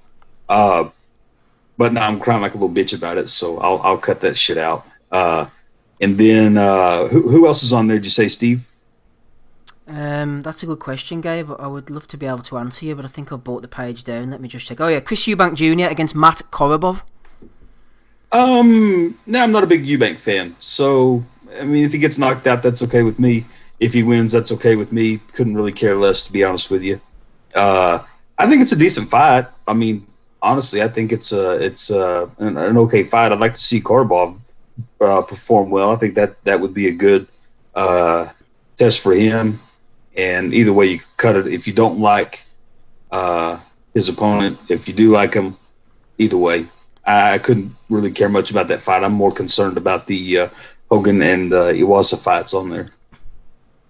There are quite a few narratives and storylines, Andy, you could hook yourself onto here. You're probably maybe not interested in any of them, but the Hogan one is one, him potentially beating Munguia and going in against Charlo. If you look at Charlo's record, I always go back to the Julian Williams fight, but he hasn't really had a meaningful win since then, 3 years later. Beat Jorge Sebastian Hyland, who basically limped in on a wheelchair. Hugo Centeno Jr., too slow to do anything. The aforementioned Matt Korobov, who actually pushed Charlo unexpectedly close. It was the night his brother lost to Tony Harrison, wasn't it? And I thought Korobov did a pretty good job.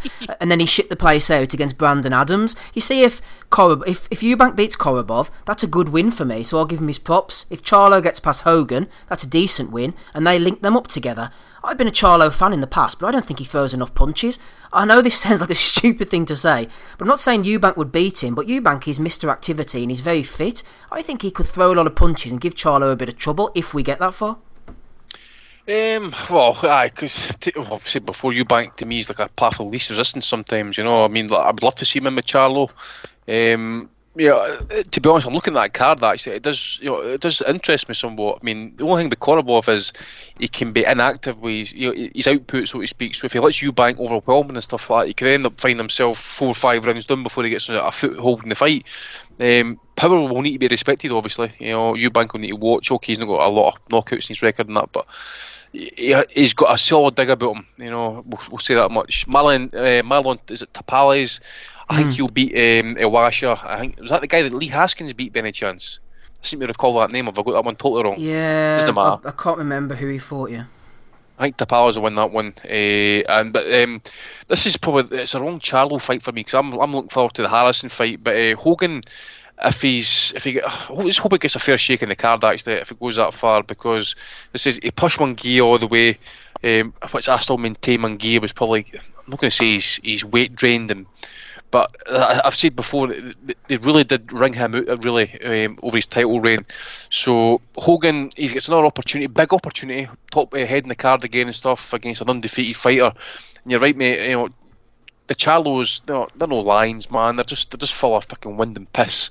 You know, again, it's just like Leo Santa Cruz. You know, they get the kind of step over fights. You know, Brandon Adams, never heard of the guy that I can think of. Korobov, I've seen before. Hugo Centeno Jr. Again, probably at this point, even he was one defeat, never really great. Jorge Hyland, who comes off that Matthew Macklin fame and stuff like that. You know, this is what we're dealing with. Hyland had his knee stropped up, Andy. He could barely even walk. Exactly. You know, okay. You know, J Rock's. You know, maybe that fight has got better by age because he's come back and he was the one who beat. He beat the big fella. What's his name? Hurd. Beat Hurd. So that one probably getting better by age. And Trout. You know, Trout is Trout. He's a decent boxer. Just does enough to lose sometimes and stuff like that as well. You know, okay, should have beat Canelo, but he never really kind of push matters and that. But I'm going to say Charlo won it on points. I'll go 116, 112. Again, as I say, he'll just do enough. You know, throw enough punches, maybe miss a few and stuff. But yeah, to me, the Charlos have kind of, I suppose, exposed himself. And it's probably the wrong thing to say. This guy's still undefeated and stuff, but he's not fought anybody, as you say. If you look through it, Bundridge, Kenan Bundridge in 2015, for God's sake. Bundridge was like 5 years past his best then. You know, so yeah, I'll go points 116, 112 to Charlo, but I'm really looking forward to Eubank against Korobov. I want to see how he approaches it, especially Korobov as well. I'd like to hope he's going to be well trained, fit, on point, and won't kind of make a fight at it, because we all say Eubank isn't a great technical fighter. So if Korobov, with all his seasoning and experience and that, can somehow turn the clock back in that, it wouldn't be against the realms of possibility that Eubank might take up a loss here on points, but I just think he might end up outworking him. I mean, we all know Eubank as well. You know, he's like his dad in certain senses, that if it gets heavy going, he will dig in and he will fight it out to the death. You know, he's not one of these guys who talks piss. You know, in that regard, he will fight until there's nothing left of that guy, until he gets knocked out, without doubt, in my opinion. Yeah, completely agree with Andy. I'm looking forward to that one. I think Eubank's activity is the key for him. But if Korobov's fit, he's experienced. We know he has the amateur pedigree, and he's very awkward and good at timing his punches. You can see him timing Eubank coming in, especially early on, first 4, 5, 6 rounds. I think Korobov's going to be very dangerous. He can punch as well, but Eubank may be overwhelming and win on points at the end. Rob, quite a few things for you, starting with Eubank, Korobov and Charlo Hogan. I think Charlo will beat Hogan on points, maybe 117, 111, 9 rounds to 3. Any interest in those two fights? Yeah.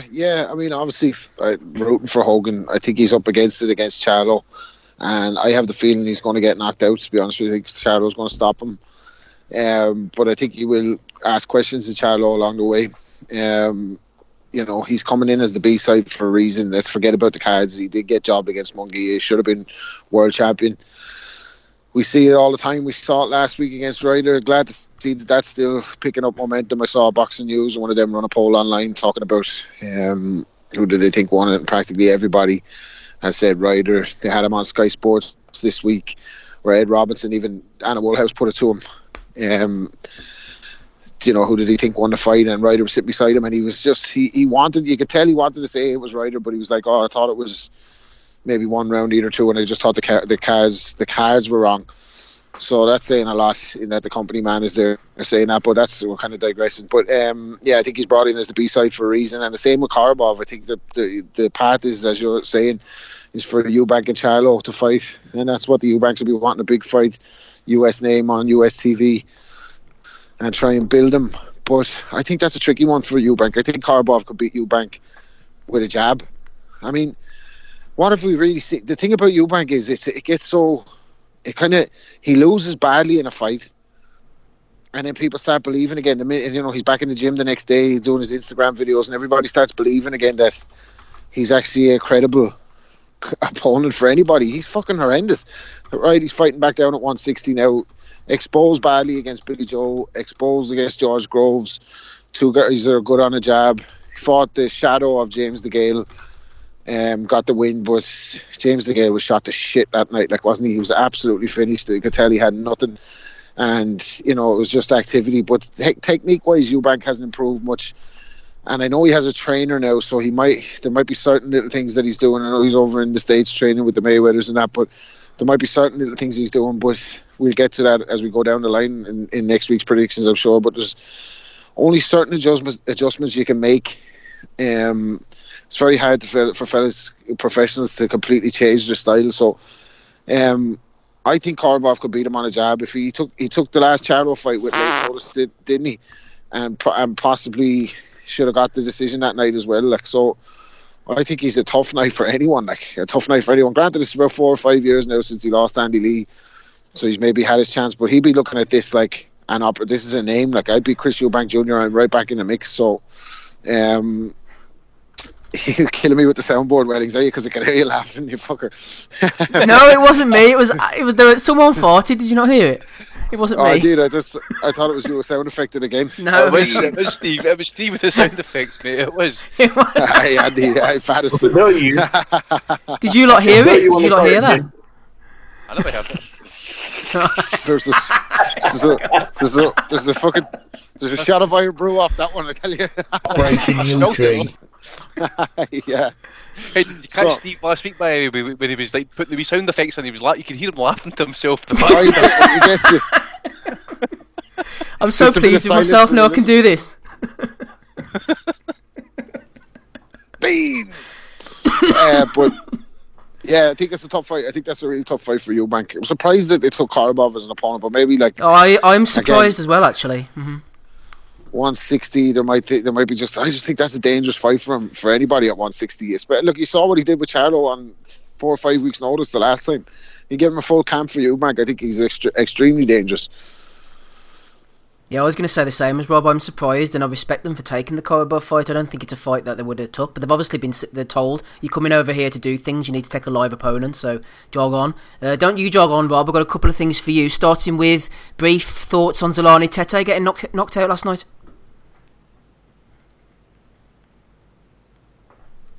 Rapping, Rob. Zolani Tete getting knocked out. Yeah, sorry. I actually didn't see that until after the knockout. Man, D2 put me onto the fights again last night. I think he knew I wasn't going to be watching. But just as I was about to turn it on, the knockout had already happened. So I watched the fight quickly back. Look, Tete is very good defensively. Lizards. The punch he got knocked out with, it's surprising to see a guy who's that good technically get hit with a shot like that. But sometimes guys who are technically good defensively are good at avoiding kind of orthodox styles. Do you know what I mean? So you throw a left, I'm going to slip it, I'm going to counter it, I'm going to shift. But when your man got around the side of him and hit him with a kind of a perfect move himself, he's just out of the fight. And I thought the ref was actually a bit of a disgrace. I would have stopped that fight straight away, to be honest with you, because he looked like he was in no way able to defend himself after he beat the count. And I know he didn't suffer too badly. He kind of fell down from nothing the second time, and then was completely iced by the last knockdown. But I would have saved him the fight because he didn't look capable of defending himself. Like, don't know where he goes again. He's kind of in the Who Wants Him club, isn't he? He's not that attractive. He was Rigondo light, wasn't he? Good punch a bit, and he was very good defensively, but he's going to stink the place out. So don't really know. They're going to have to rebuild with him. But yeah, Castamero's a good fighter. Like, isn't he? Good fighter, very good finish, and wasn't going to let him off the hook when he had him gone. And just finally, Rob, before we go on to AJ against Ruiz, talking of stinking the place out, a lot of people not happy about Arnel Tinampe getting robbed last night against one-time Hassan Moquinho. Yeah, I read the article actually that you said. It was very good, descriptive. He said that one-time Moquinho was scared of Tiffany. He was so tough in the end and ran from him for 9 rounds. But is it Zimbabwe he's from? Tanzania. Obviously the Tanzanian commission are not going to be called into question. When a Filipino was fighting there, they've obviously given the correct decision from a man one time, and there's only one question remains: who next? Kel Shook Brook? Is he ever going to come out of hiding and give one time Joaquino what he's looking for? Nah, he doesn't want that. Who knows? He needs to be safe. He doesn't want that smoke, I don't think. Who next? Who next, indeed. What next? We're moving on. Episode 351 of the Boxing Asylum Nuthouse podcast. You can hear rapping Rob Kelly there. You can hear Gabe Lewis, Andy Patterson alongside me, Steve. Let's get on to the big one, shall we? Andy Ruiz Jr., not John Ruiz, as I erroneously stated earlier on, going in against Anthony Joshua. WBA super title. He's on the line. IBO, love a bit of IBO action. WBO and IBF titles. No women on the undercard. Is anybody going to get in? Visa guaranteed for everybody, Andy. Sounds like it's going to be a great old time in Saudi. I bet you're gutted that you're not going to be there. What would you have been witnessing, Andy, if you had travelled over? What's going to happen in this main event? Well, clearly Eddie's actually got that undercard stacked with heavyweights in case anybody fails a drugs test, and that's so someone can step in at late notice, But then, at the end of the day as well, can someone find me someone on that card that's actually been clean in the past? Or hasn't he used? Fucking hell, man. I mean, you've got Povetkin, Molina, White, that we know of, it's all fucking failed drugs tests. Oscar Rivas has failed. I suppose we're going undercard and that as well, but I just want to kind of lay reference to the White fight. For some of the comments I've been hearing for Eddie during the week and stuff, it's clear he's trying to force the issue with UCAD over White's suspension, because obviously they've got a year to make a determination. That would mean White's out the game for a year. He's been removed for the rankings. He's not allowed to fight for a title till 2021. So Eddie's obviously kind of bringing him across to another country, get him licensed under another different commission. But it could backfire because of UCAD to say, look, listen, okay, he's banned, which I don't think they will. Because obviously, the board and UCAD, they can't afford a lawsuit. They need time to make sure if they're going to take action against White, it's going to be spot on.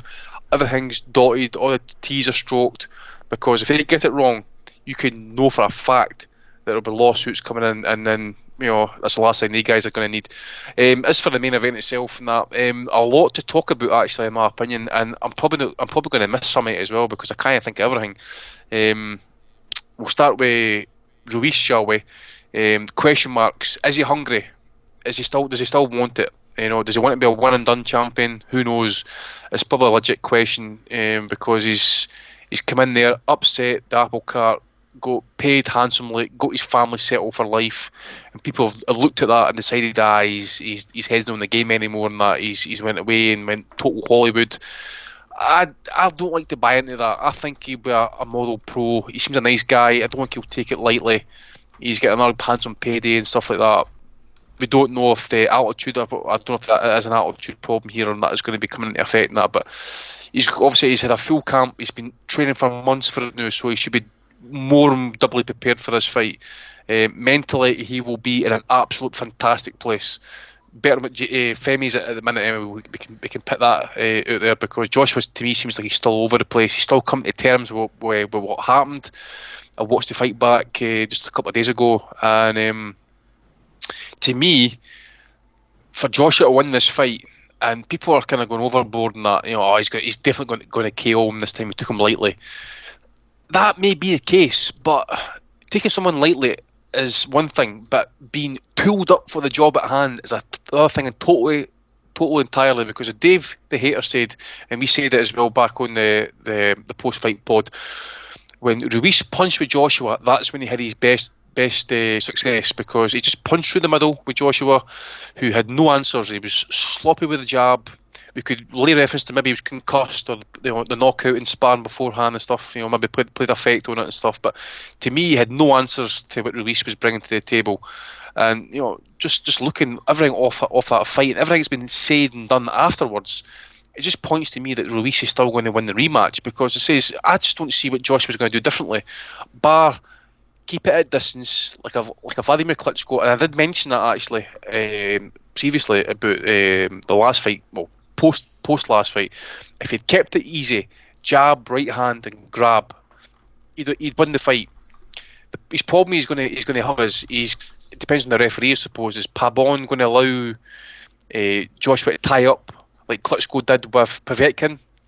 And that if that happens, then it could be Joshua's fight to lose, basically. Whereas Ruiz, if he just punches with him, doesn't get over greedy, then I can see him possibly knocking him out again. Actually, it's heavyweight boxing at the end of the days, but I just think mentally as well, Joshua is all over the shop. He's convincing himself it was a lucky punch. He's then trying to make some shit excuses as to why he's trying to explain as to why it was a lucky punch. There's no lucky punches at this level in boxing. None whatsoever. Freddie Roach said that, and I'm saying it as well. There's no such thing as a punch for the gods or a lucky punch. Maybe some journeyman knocking out some title holder, I don't know, but it doesn't happen at the elite level. There's no such thing as lucky punches, because Ruiz took him apart, play by play. After he got knocked down, he got up and he went to business, and Joshua caught him a right hand and he didn't budge, and he just dropped Joshua after that, and then it just fell apart at the seams. Now, if Joshua hits the same problem again, that he's got no answers to what Ruiz is doing, to me, a knockout's on the cards. Now, he's trimmed the muscle off. Maybe he's building himself up for no endurance, but maybe speed and endurance, gas tank and that as well. But that's all good. If you can't get the punches off, though, if you can't get the jab home, the right hand home, and you're sloppy with your shots, and Ruiz counters you and punches with you and has the same success early doors, Joshua could end up getting those wee mental demons again, actually, early in that fight. But for me, Joshua's got to come out. He's got to keep it boring, keep it at distance, and just try and tie him up as best as possible and see how it goes for there. But it's a very intriguing fight. People are talking about it. I'm looking forward to it as well. Nice time as well. Yeah, as I say, and I sound like a hypocrite because I gave him no chance going into the first fight, and now I'm giving him every chance going into the rematch. And I don't know if it was just because it was a late replacement first time round about, and we all kind of bought into the fact is that Josh would probably kind of, why would he pick a fighter he had no chance of beating at this point with the Wilder and the Fury fights in the background? But then it came up, it showed what we all knew. He's lacking in technique. He isn't as great boxer that people think he is. He's a big dude who has got decent power, doesn't ice opponents, and I don't think he'll be able to ice Andy Ruiz. If he drops him, I think he'll maybe drop him, but he could get up and it will go to work with him. But everything, the pressure, everything's on Joshua, because this all smacks to me as a big payday cash out. Pay-per-view prices are up. The fights went to Saudi Arabia, that has just caused an absolute shit ton of issues. There's no females on the card. Fucking Michelle Joy Phelps might get flogged off as well as somebody for Eddie Hearn might want to swap her for a camel. I suppose might want to bring a camel home to Essex and that, put it out behind the mansion in Essex and that, Matchroom HQ. Who knows? But I just know this. The camel will probably give better interviews. Probably. Aye. Hi, fight fans. But no, I'm saying Ruiz. I'm going to see Ruiz knocks him out. Maybe I'm going to go maybe 8th round. But I wouldn't be surprised if Joshua kind of steals out the cards and that with Pabon playing his part as well.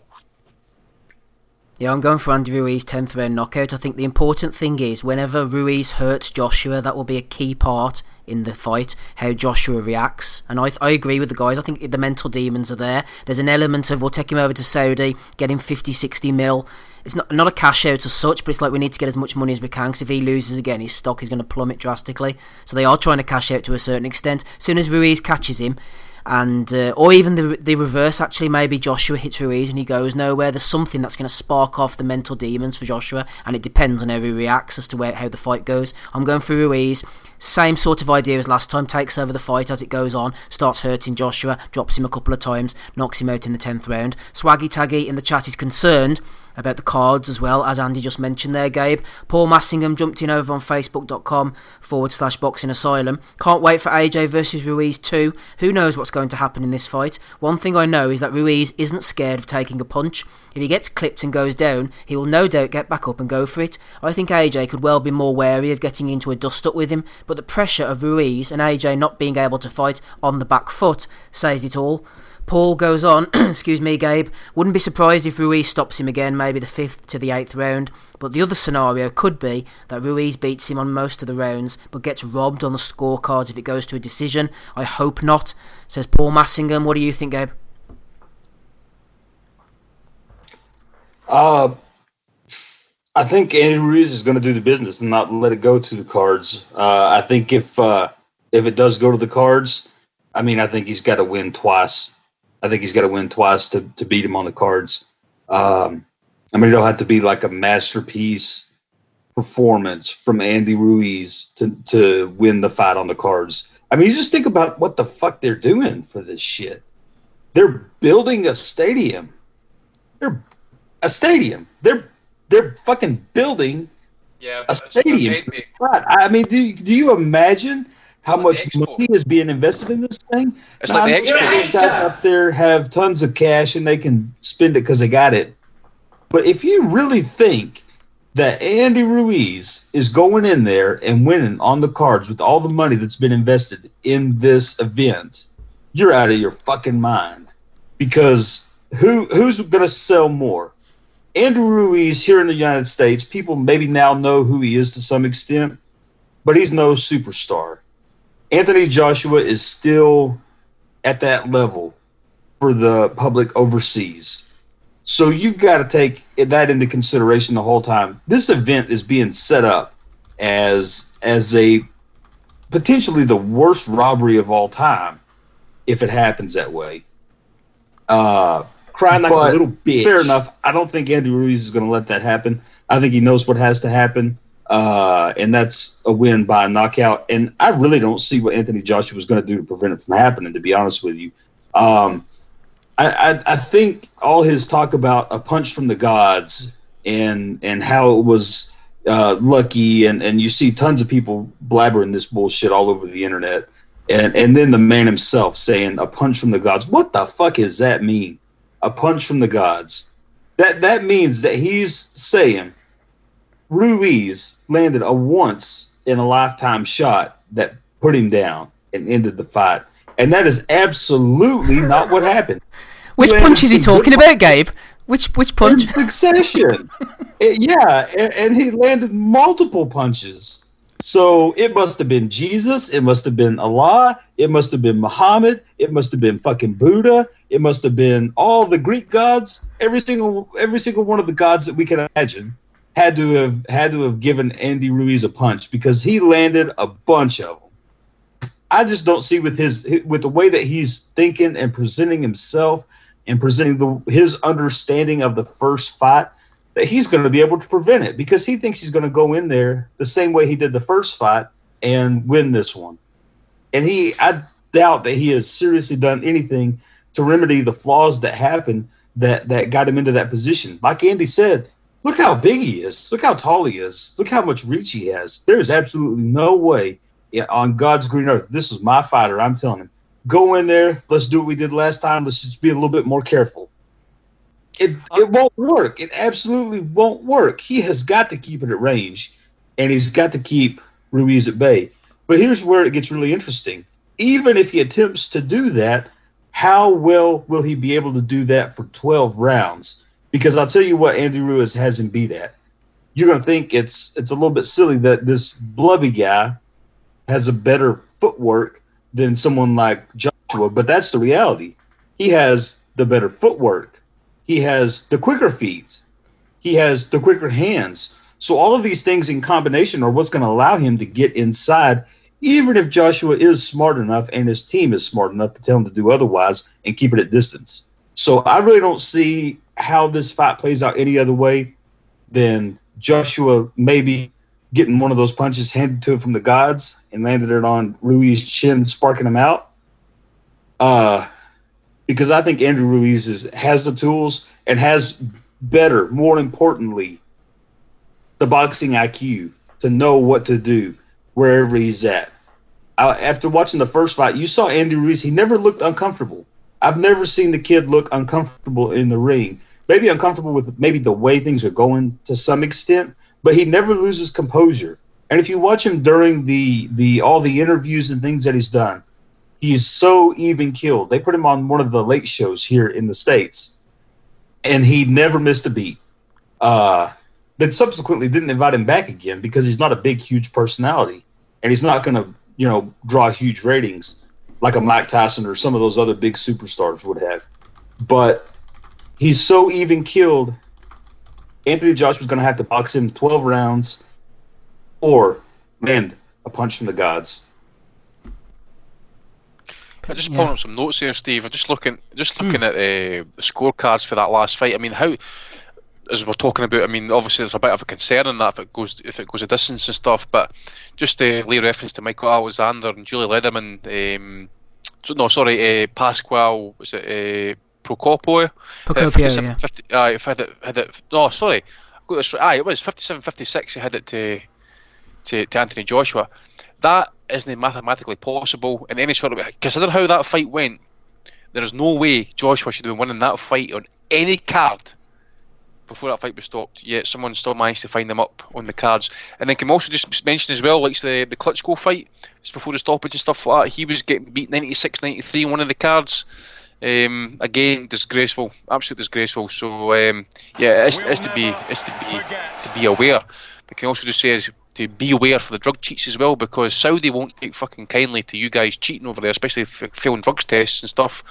So we might get to see a public flogging after all. Absolutely. Pentacular undercard. Alexander Povetkin, Michael Hunter, Filip Hrgovic going in against Eric Molina. I think Molina's innocent, but maybe I'm a bit naive. Dillian White returning against Marius Wack. Tom Little naturally getting on the big undercard, all 10 and 7 of him. Rapping Rob Kelly, any thoughts on this? Will you be staying in to watch AJ versus Ruiz 2? Oh yeah, I'll definitely watch it. Definitely. It's an extremely interesting fight. It's a big fight to finish off the year. No, I mean, what's not to like? I mean, look, it's hard to know. Last time this happened, we all picked against Ruiz, and he went out and done it. And this time it looks like we're all going to pick for Ruiz, and he might go out and get blasted out in 2 rounds.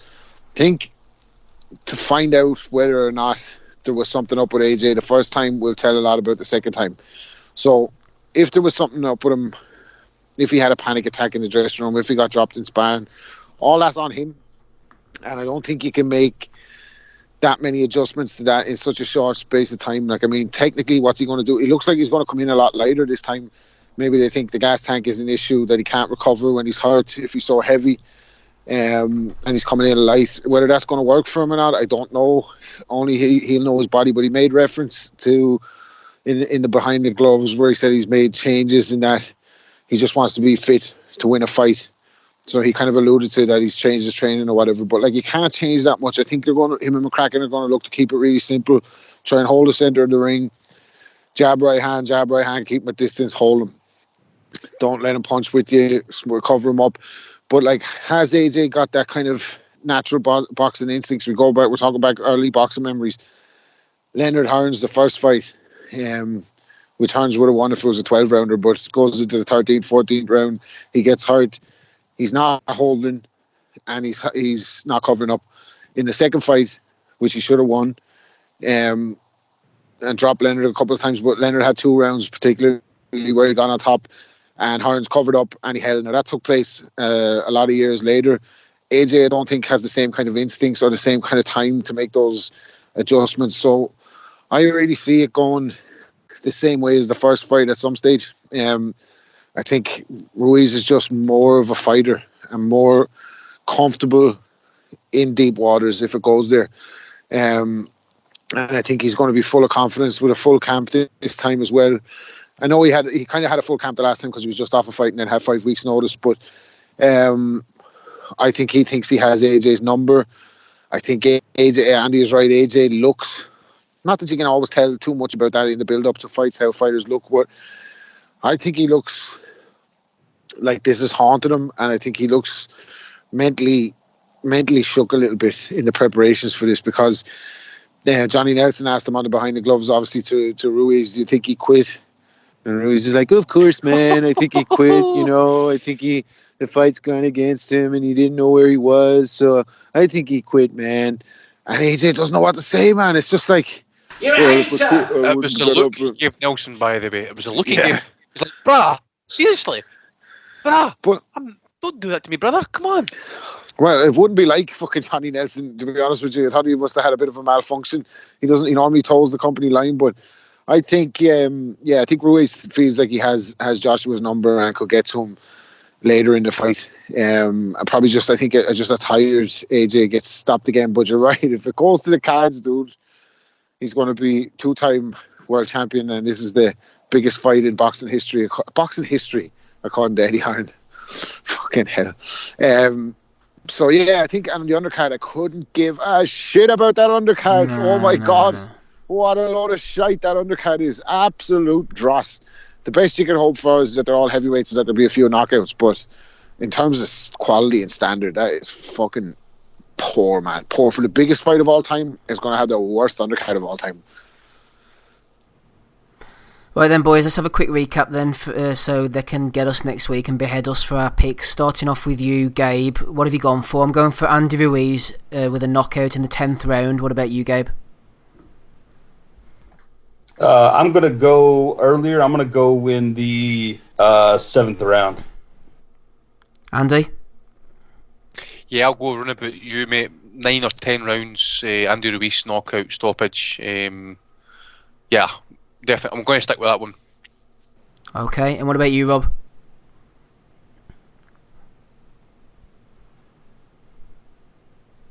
I could see Joshua stopping him early, catching him, because I think if he gets him hurt at all, the referee will fucking jump in and stop it anyway. Fuck that. Boo. Late Ruiz. Yeah, there could be. Don't rule. Look, we never get smooth sailing, so don't rule out some kind of controversy next week. But I think. Yeah, well, I think I was talking about this week in regards to scorecards. Next week might get something just to fucking just go well, I think next week. Terry O'Connor had another one, didn't he? He was defiant as ever. True. Oh dear. Yeah, he's nailing his fucking flag to the mast there, Terry, isn't he? He's like, all right, do you want to see a robbery? Here we go. But no, I think Ruiz will get to him. I think he'll get to him at some stage. It's closer probably than what we think. But I think Ruiz will stop him eventually late. All 4 of us going for Ruiz then. Let us know in the chat what you guys think. Also below the comment, below the line if you're on YouTube during the week, or hit us up on Twitter, I suppose, if you want. Go on, Alex. Just briefly, mate. Just obviously, I mean, it's one of those fights whereas you're looking at it like Ruiz's technical prowess compared to Joshua's, but never has a fight been involved with so much that you're actually questioning both guys' mentality going in, because you're thinking, is Ruiz retired mentally as such? Is he still hungry? And as Joshua, as he got rid of the ghosts, as the devil on his shoulder saying, go on. The angels saying, don't do it. So, again, it's just, there's question marks against both guys. And I think that's a legit question, actually, because, as Rob says, I think we'll know by the end of the first round how it's going to go and who's looking up for it and stuff like that. And I hope nobody comes up here and lays a fucking egg, because boxing's had 3 good fights over the last month there, and there've been controversial scorecards and stuff like that. We don't need any of that shite again. We don't need any controversies, because you just know if Joshua wins this on a hook or by crook, a third fight is not going to happen until God knows when, if it ever does happen. Be prepared as well for an onslaught of Adam Smith. Lennox Lewis has him, Rackman. Lennox Lewis, Oliver McCall. Lennox Lewis has him, Rackman. Be prepared for it, because it's coming. Oh, what? We'll never forget. It's coming indeed. It's coming next week. Take Ames thinks maybe AJ will do the business. Who else? Lee the Alcoholic Fudge says maybe Ruiz will miss weight. It'd be funny if he did, wouldn't it? Getting Andres Gutierrez, he'll be up and around 18 stone by that point. Draft him in there. The boys getting ready for next week, episode 351, Boxing Asylum Nuthouse podcast. Let us move on to Bellew of the Week. Strong week, got a lot on my phone. I'm sure the guys have got a few as well. Jason Chucker is in the chat there, giving it large. Fancies AJ early. Lift off, says Jason. Indeed, lift off with this Bellew of the Week. Donald Trump putting a picture of himself on top of Rocky, photoshopping the heads, Gavin Stevens. Does this count as a Bellew of the Week? Yes, it does, because look at the retweets, likes and comments that he got. Almost a fucking million in responses, man. Honest to God. He's got like 650,000 likes and then about 500,000 responses and retweets combined. It's just fucking incredible.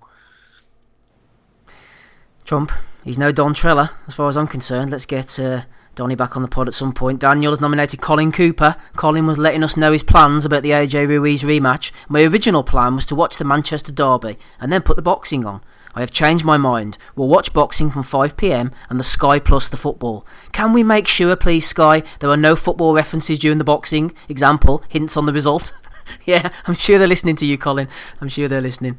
Dylan Roberts has been nominated. He's nominated Matthew Macklin for replying to a Jeremy Corbyn parody account. Joe Lands has nominated Derry Matthews. Derry said, have seen people on here giving Callum Smith stick for Saturday. He's a world-class fighter who didn't perform to his best but still won. This city and country need to back their own instead of getting on their back. 952 retweets and counting for Dirty Derry there. Was there Martin Hurry? Was Macklin by any chance upset at Corbyn because of his affiliations to certain groups? Because if so, people in glass houses and all that, you know what I mean?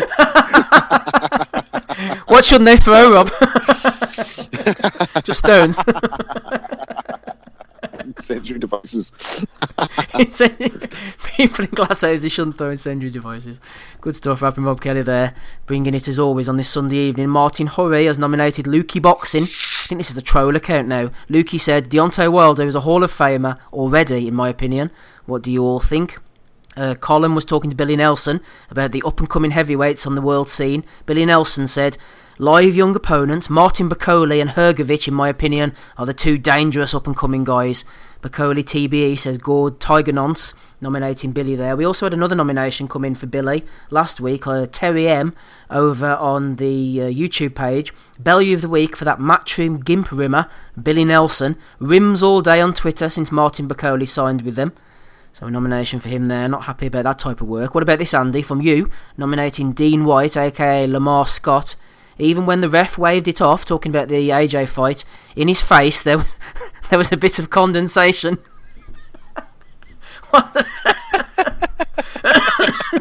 It must have been cold and wet inside.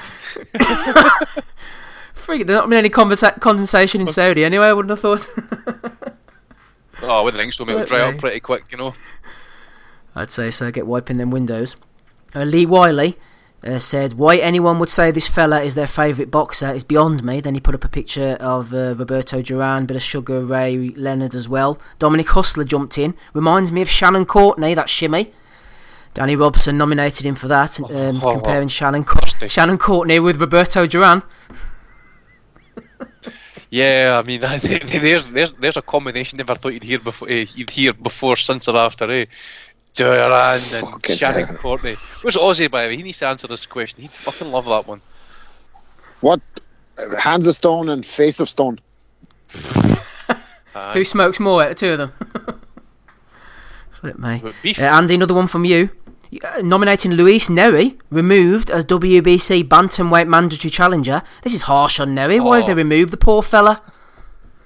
I don't know, mate. I think it was hard lines myself. Actually, clearly he's a just and legit athlete who does everything he can to make weight. Doesn't use PEDs and stuff like that. This is clearly a mistaken identity, and hopefully WBC find it in their powers aka Mr. Solomon, to basically reinstate him because he's clearly been victimised. Bollocks. Absolutely, Andy. I love a Luis Neri nomination. Andy's nominated Glennis the Menace as well for talking shit about Deontay Wilder. Des Watson has thrown us in a nomination too. Joe Kennedy has nominated Haz Haroun, former winner of this title. Haz Haroun hasn't been around for a while, but he's back with a strong nomination.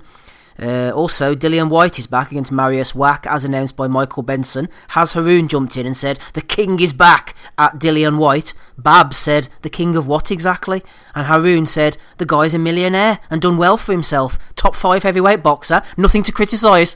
No, Haroun, I guess there isn't. Dillian White, no. Nothing to criticise. Still no top 5 though, is he? Fucking hell. Nothing to criticise about him, Andy. He's going about his work the right way as far as Haz Haroun's concerned. Yeah, that's right, but the Benjamins didn't get you in the Hall of Fame, did they? Fucking hell. Nothing to criticise. Okay, yeah. Where's he been for the last 6 months, you prick? Rob Harold has nominated Will Michael, 1983. I would love it for AJ to properly knock out Ruiz. A Lewis Rackman 2 style knockout would be spectacular and really put the heavyweight division back on notice. Dave Knight has nominated someone called Heavy D. Sparring with the pros in preparation for my fight on December the 15th, says Heavy D. Well, I hope he's in against a dead body, judging by that sparring. Yeah, not great. Coach has been nominated by JJ La Selva, talking about Ortiz. William Lee's nominated Cash Youssef, comparing Josh Taylor boxing with Ben Stokes in the cricket. Colin and Diego Baez has been nominated by Holt. Floyd should come out of retirement to face this guy, says Colin. He's talking about Deontay Wilder. Yeah, was just going to say the same, says Diego. Should be a good fight if they ever fight. Yeah, Wilder against Floyd. Yeah, I don't think so. Chris Mason has nominated Philip Michael. You know what's crazy, says Philip. 5 years ago, Bronze Bomber and Triple G had similar careers, knocking out overmatched foes, except one was labelled a fraud and the other hailed as an invincible all-time great. Crazy part, of the two, Deontay turned out to be the real one. Imagine that. Chris Mason, darts legend on form as well, nominating Adam Abramovitz. Saturday Night Boxing. The heavyweight division was dead for 15 years. Now we suddenly find ourselves in a great era. Wonderful time to be a fan of heavyweight boxing. Davey Taggart has nominated Ray. That's Abramovitz, former pod appearer. Yeah, I know, Has but been on for a while. he's got his opinion. But heavyweight division, we say if it wasn't for Ruiz, it'd have been fucking shite then, and it would have been shite now. Right, because Joshua would still be champion and stuff like that. He wouldn't be fighting Wilder. He wouldn't be fighting fucking Fury. You know, at least Wilder and Fury apparently seem to be fighting in February. At least we've got to mention that. But other than that, man, what's the rest of them doing? Dillian White failing drug tests. The rest of them can't stay clean. You know, they didn't want to fucking fight. They're passing up world title fights. How's it a fucking great division? People are fucking ducking fights. So I says Joshua had to get Ruiz was it the fifth option or something like that? Come on, man. We want to be honest. Yeah. Boys, let's be honest, as Derek Chisora would say. Ray Sostre has been nominated by Davey Taggart. Ray took issue with the fight guru, putting Vasyl Lomachenko as one of the top fighters in the world. How can anyone say Loma? Who has he faced? And he did lose to a journeyman. What a bell you, says Davey Taggart. Declan Graffin has nominated Ronald McIntosh for his commentary last night. Multiple stanza offences and calling Tyler McCreary an undisputed top prospect. Yeah, a couple there from Ron. Also Jason Chukwu, he's woken up, nominated Terry O'Connor, Bellew of the Week for another dodgy scorecard. How did he have Sam Bowen winning? No one knows. At least the right man got the decision. I have a couple more, but I shall rest my vocal cords briefly. Any nominations from you, Gabriel? Did you save Hater Dave Loback's nomination? He did. I haven't. Yep, go ahead. He wanted to nom Tim Bradley, who said, I'm going to try to do a Dave-like impression here, so y'all excuse me for 1 second. You want to know why you got your jaw broke against Scott Quigg? Close your damn mouth.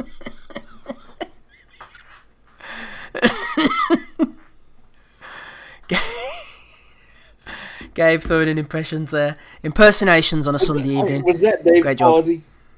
Give me a scale. 1 to 10, Dave quality. I don't know. What's below 1? Fucking shit. I tried hard. Okay, we gotta get crying like a little bitch. bitch. A fucking slurry, by the way. That's what the fucking below It one sounded like a mean Gabe Lewis that did. You did a great impersonation of yourself there, man. Good job, Gabe. Crying like a little bitch. Already played it a couple of times. No crime from you, Rob Kelly. Who are you nominating for Belly of the Week this week? Any throw-in? I've got a good one. Floyd. Floyd Mayweather on his Instagram. I've teamed up with International Loops LLC to give 10 of you your choice of a brand new iPhone 11 Pro or $1,000 cash to shop with this holiday season. Various Christmas emojis. To enter is easy. You have to go to this page, Money May Giveaway. Follow everyone that page is following. Like this video and let us know if you want cash or the iPhone.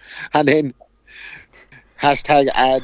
And then like a 24 paragraph terms and conditions to go with it. So nobody's getting those fucking iPhones anyway, I'll tell you that much. And Floyd's going away with some iPhone money in his pocket.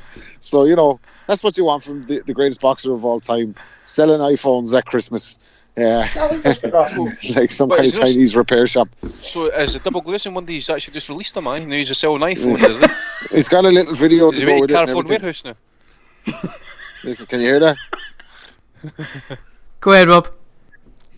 Yeah, so no, he's got a little video to go with it. I was trying to play it, but yeah, Floyd Mayweather for that one, like fucking hell, TBE, get an iPhone or $1,000 cash. It looks like one of them dodgy competitions that L wants to be sharing on Facebook, thinking, oh, Floyd Mayweather says he gives a new Ferrari to the next person that shares this Facebook, mooring down the road, share. You know what I mean? It looks like one of them. Like.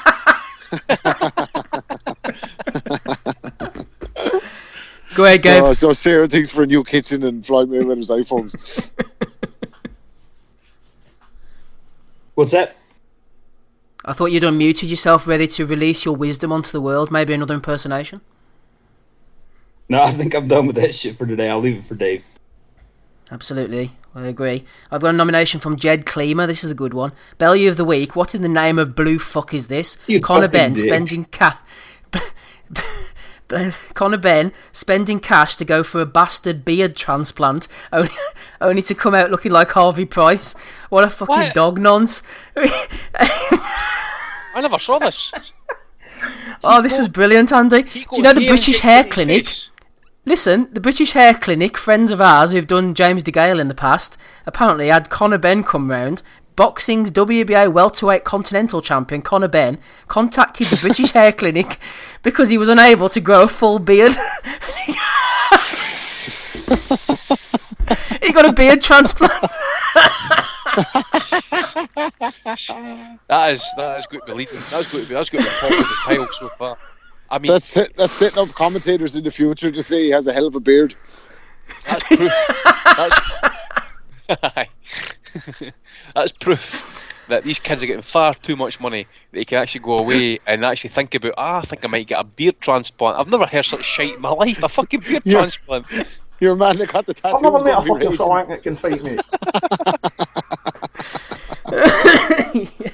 Quality nomination from Jed Kleemer there over on Facebook. Yeah, he went to the British Hair Clinic and followed in the footsteps of greats like James DeGale. Instead of the hair, he's got a beard transplant. Shout out to the British Hair Clinic. I've got a couple as well from previous weeks that I forgot to mention. For a bit of virtue signalling going on here from 3 different people.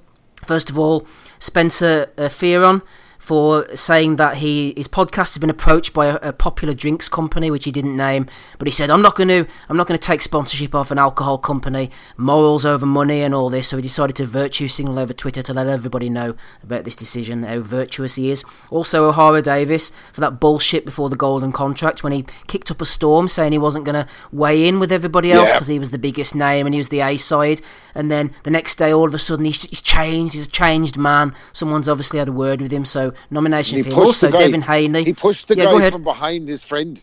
So he stood behind his friend and pushed his 2 arms out as if to say, meet me inside. Yeah, meet me inside. Come and fight me inside. Let's go inside. O'Hara, 1 foot in the streets. Davis, what a prat. Be safe. So, nomination for him. Also, Devin Haney handing out dollar bills in his hood. Great man that he is, giving out this money. In no way a PR move in response to the previous week when he was throwing the money, Floyd Mayweather style, on his Instagram. All of a sudden he's out there getting filmed, giving money out to all these people on the block. What a great virtuous guy he is. Didn't get a tap on the shoulder from the PR people whatsoever. So Haney, Fearon and O'Hara Davis for poor choices of character, all getting nominated this week. Rob, any more from you? No, but I back that Haney thing 100%. Like, you can't... All the people want to do random acts of kindness and film them to fucking make themselves feel all self-righteous. Like, just fucking do that shit in private if you're going to do it. Like ourselves, we don't talk about the great charity work that we do with all your Patreon money. You know what I mean? No, I've never mentioned it once.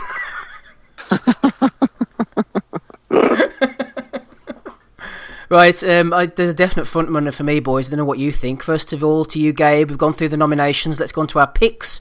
I'm going for Conor Benn getting the beard transplant. I've got nominations, mate. You never came to me for my nominations. Oh, sorry, Andy. Sorry. Go ahead. Did anybody catch Andrew Canciel getting released for Golden Boy? Yeah. Yeah, well, my fuck, man. He loses the fight and then gets fucking his arse is booted out in the street literally 2 years after the fight. And he's moaning like fuck. That's because he shit show, man. Oh, what man, absolute embarrassment. He says, I feel like a lot of promotion is focused on Canelo and Ryan Garcia, and Garcia hasn't even fought anybody yet. And as a co-main event on a big card with no belt, I think that's a little bit ridiculous. I haven't had a conversation with Oscar. He just showed up to the event, said very little words. I haven't sat down with him, and I haven't even talked with him. And next minute he's out on the streets. So he needs a new promoter. That's Andrew Canciel. Did anybody catch the wee sparring session or the kind of exhibition fight between Cesar Chavez and Jorge Arce in Tijuana? No. So basically they're fighting each other. Yeah, that was brilliant, man. You see it. So the referee's trying to break them up, and both of them just kind of start punching the ref. Throw the referee out of the way. Push them in the bollocks. That's brilliant. It's fucking brilliant. So I want to put up Chavez and Arce. I want to put up Joshua for that look he gave Johnny Nelson, for basically saying that he quit. Lewis Neri, we got that one obviously as well. Somebody asked the question, is Eddie Hearn really the Donald Trump of boxing? So I think that's a really good question. Frank Warren for saying Teddy can give Inoue all sorts of problems. Absolutely, Frank. Bob Arm for kicking Andres Gutierrez out the hotel. I thought was pretty mean and pretty Bill of the Week worthy as well. And Bunce for that interview with fucking Casemiro yesterday. That was just absolute car crash personified. And I think that's it. But I think Conor Benn's got to be front runner without doubt. Absolutely. That was rough that Oscar did on Canciel, but at least Oscar's actually turning up to his own shows now, because he went through a period where he wasn't even turning up to his own shows. I think one night he had a show on and he actually turned up to somebody else's show. So Oscar, we've said it before, great fighter, but the guy is absolutely off his nut.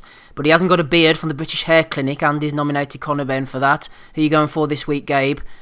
Belly of the Week? Man, there's so many good ones. I can't pick between Neary, the beard transplant. Or does that Belly of the Week go to Canciel or Golden Boy? Give it to Canciel because he's got no belt now, has he? No, he's beltless, promoterless. As much as I love the Neary one, I'm gonna go with the beard transplant. As a beard wearer, Gabe knows all about the beards. Any other week I'd have gone for Haz Haroun. I liked him, the way he labelled Dillian White the king, and when asked about what king he was, the guy's a millionaire, done well for himself, top 5 boxer, and then nothing to criticise. Complete whitewash from Haz Haroun, but yeah, it's got to be Conor Benn for me. What do you think? Nomination MB says in the chat, Rob Gutierrez as well, absolutely, for coming in the scales 11 pounds overweight, no less. 11 pounds, yeah. He just basically didn't fucking train at all, like, didn't he? Just like, fuck this. It's going to show up. I think I'm about right. No, I think it's got to be Conor Benn for the beard. You could just picture Adam Smith saying, "What a beard!" on Conor Benn as he's lying out, knocked out. And Malignaggi go, "What are you talking about? The guy's got knocked out." No, but what a beard is that? British Hair Clinic. Who did your own hair plugs? Paulie Malignaggi. We'll never forget. Looks classy.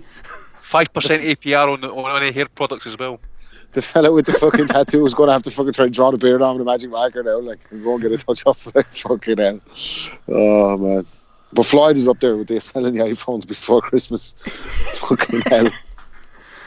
Hi Floyd, going all eBay on us. Yeah, congratulations Conor Benn, you are the Bellew of the Week this week. I'll put the picture up over on facebook.com/Boxing Asylum.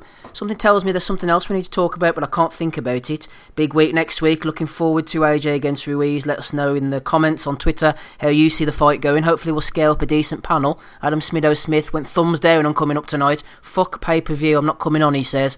if you get the pay-per-view or not. We'll speak to you all again for episode 352. Thanks to Rapping Rob Kelly for joining us, Gabe Lewis, Andy Patterson. I've been Steve Wellings. We'll see you all again, same time, same place next week. Bye.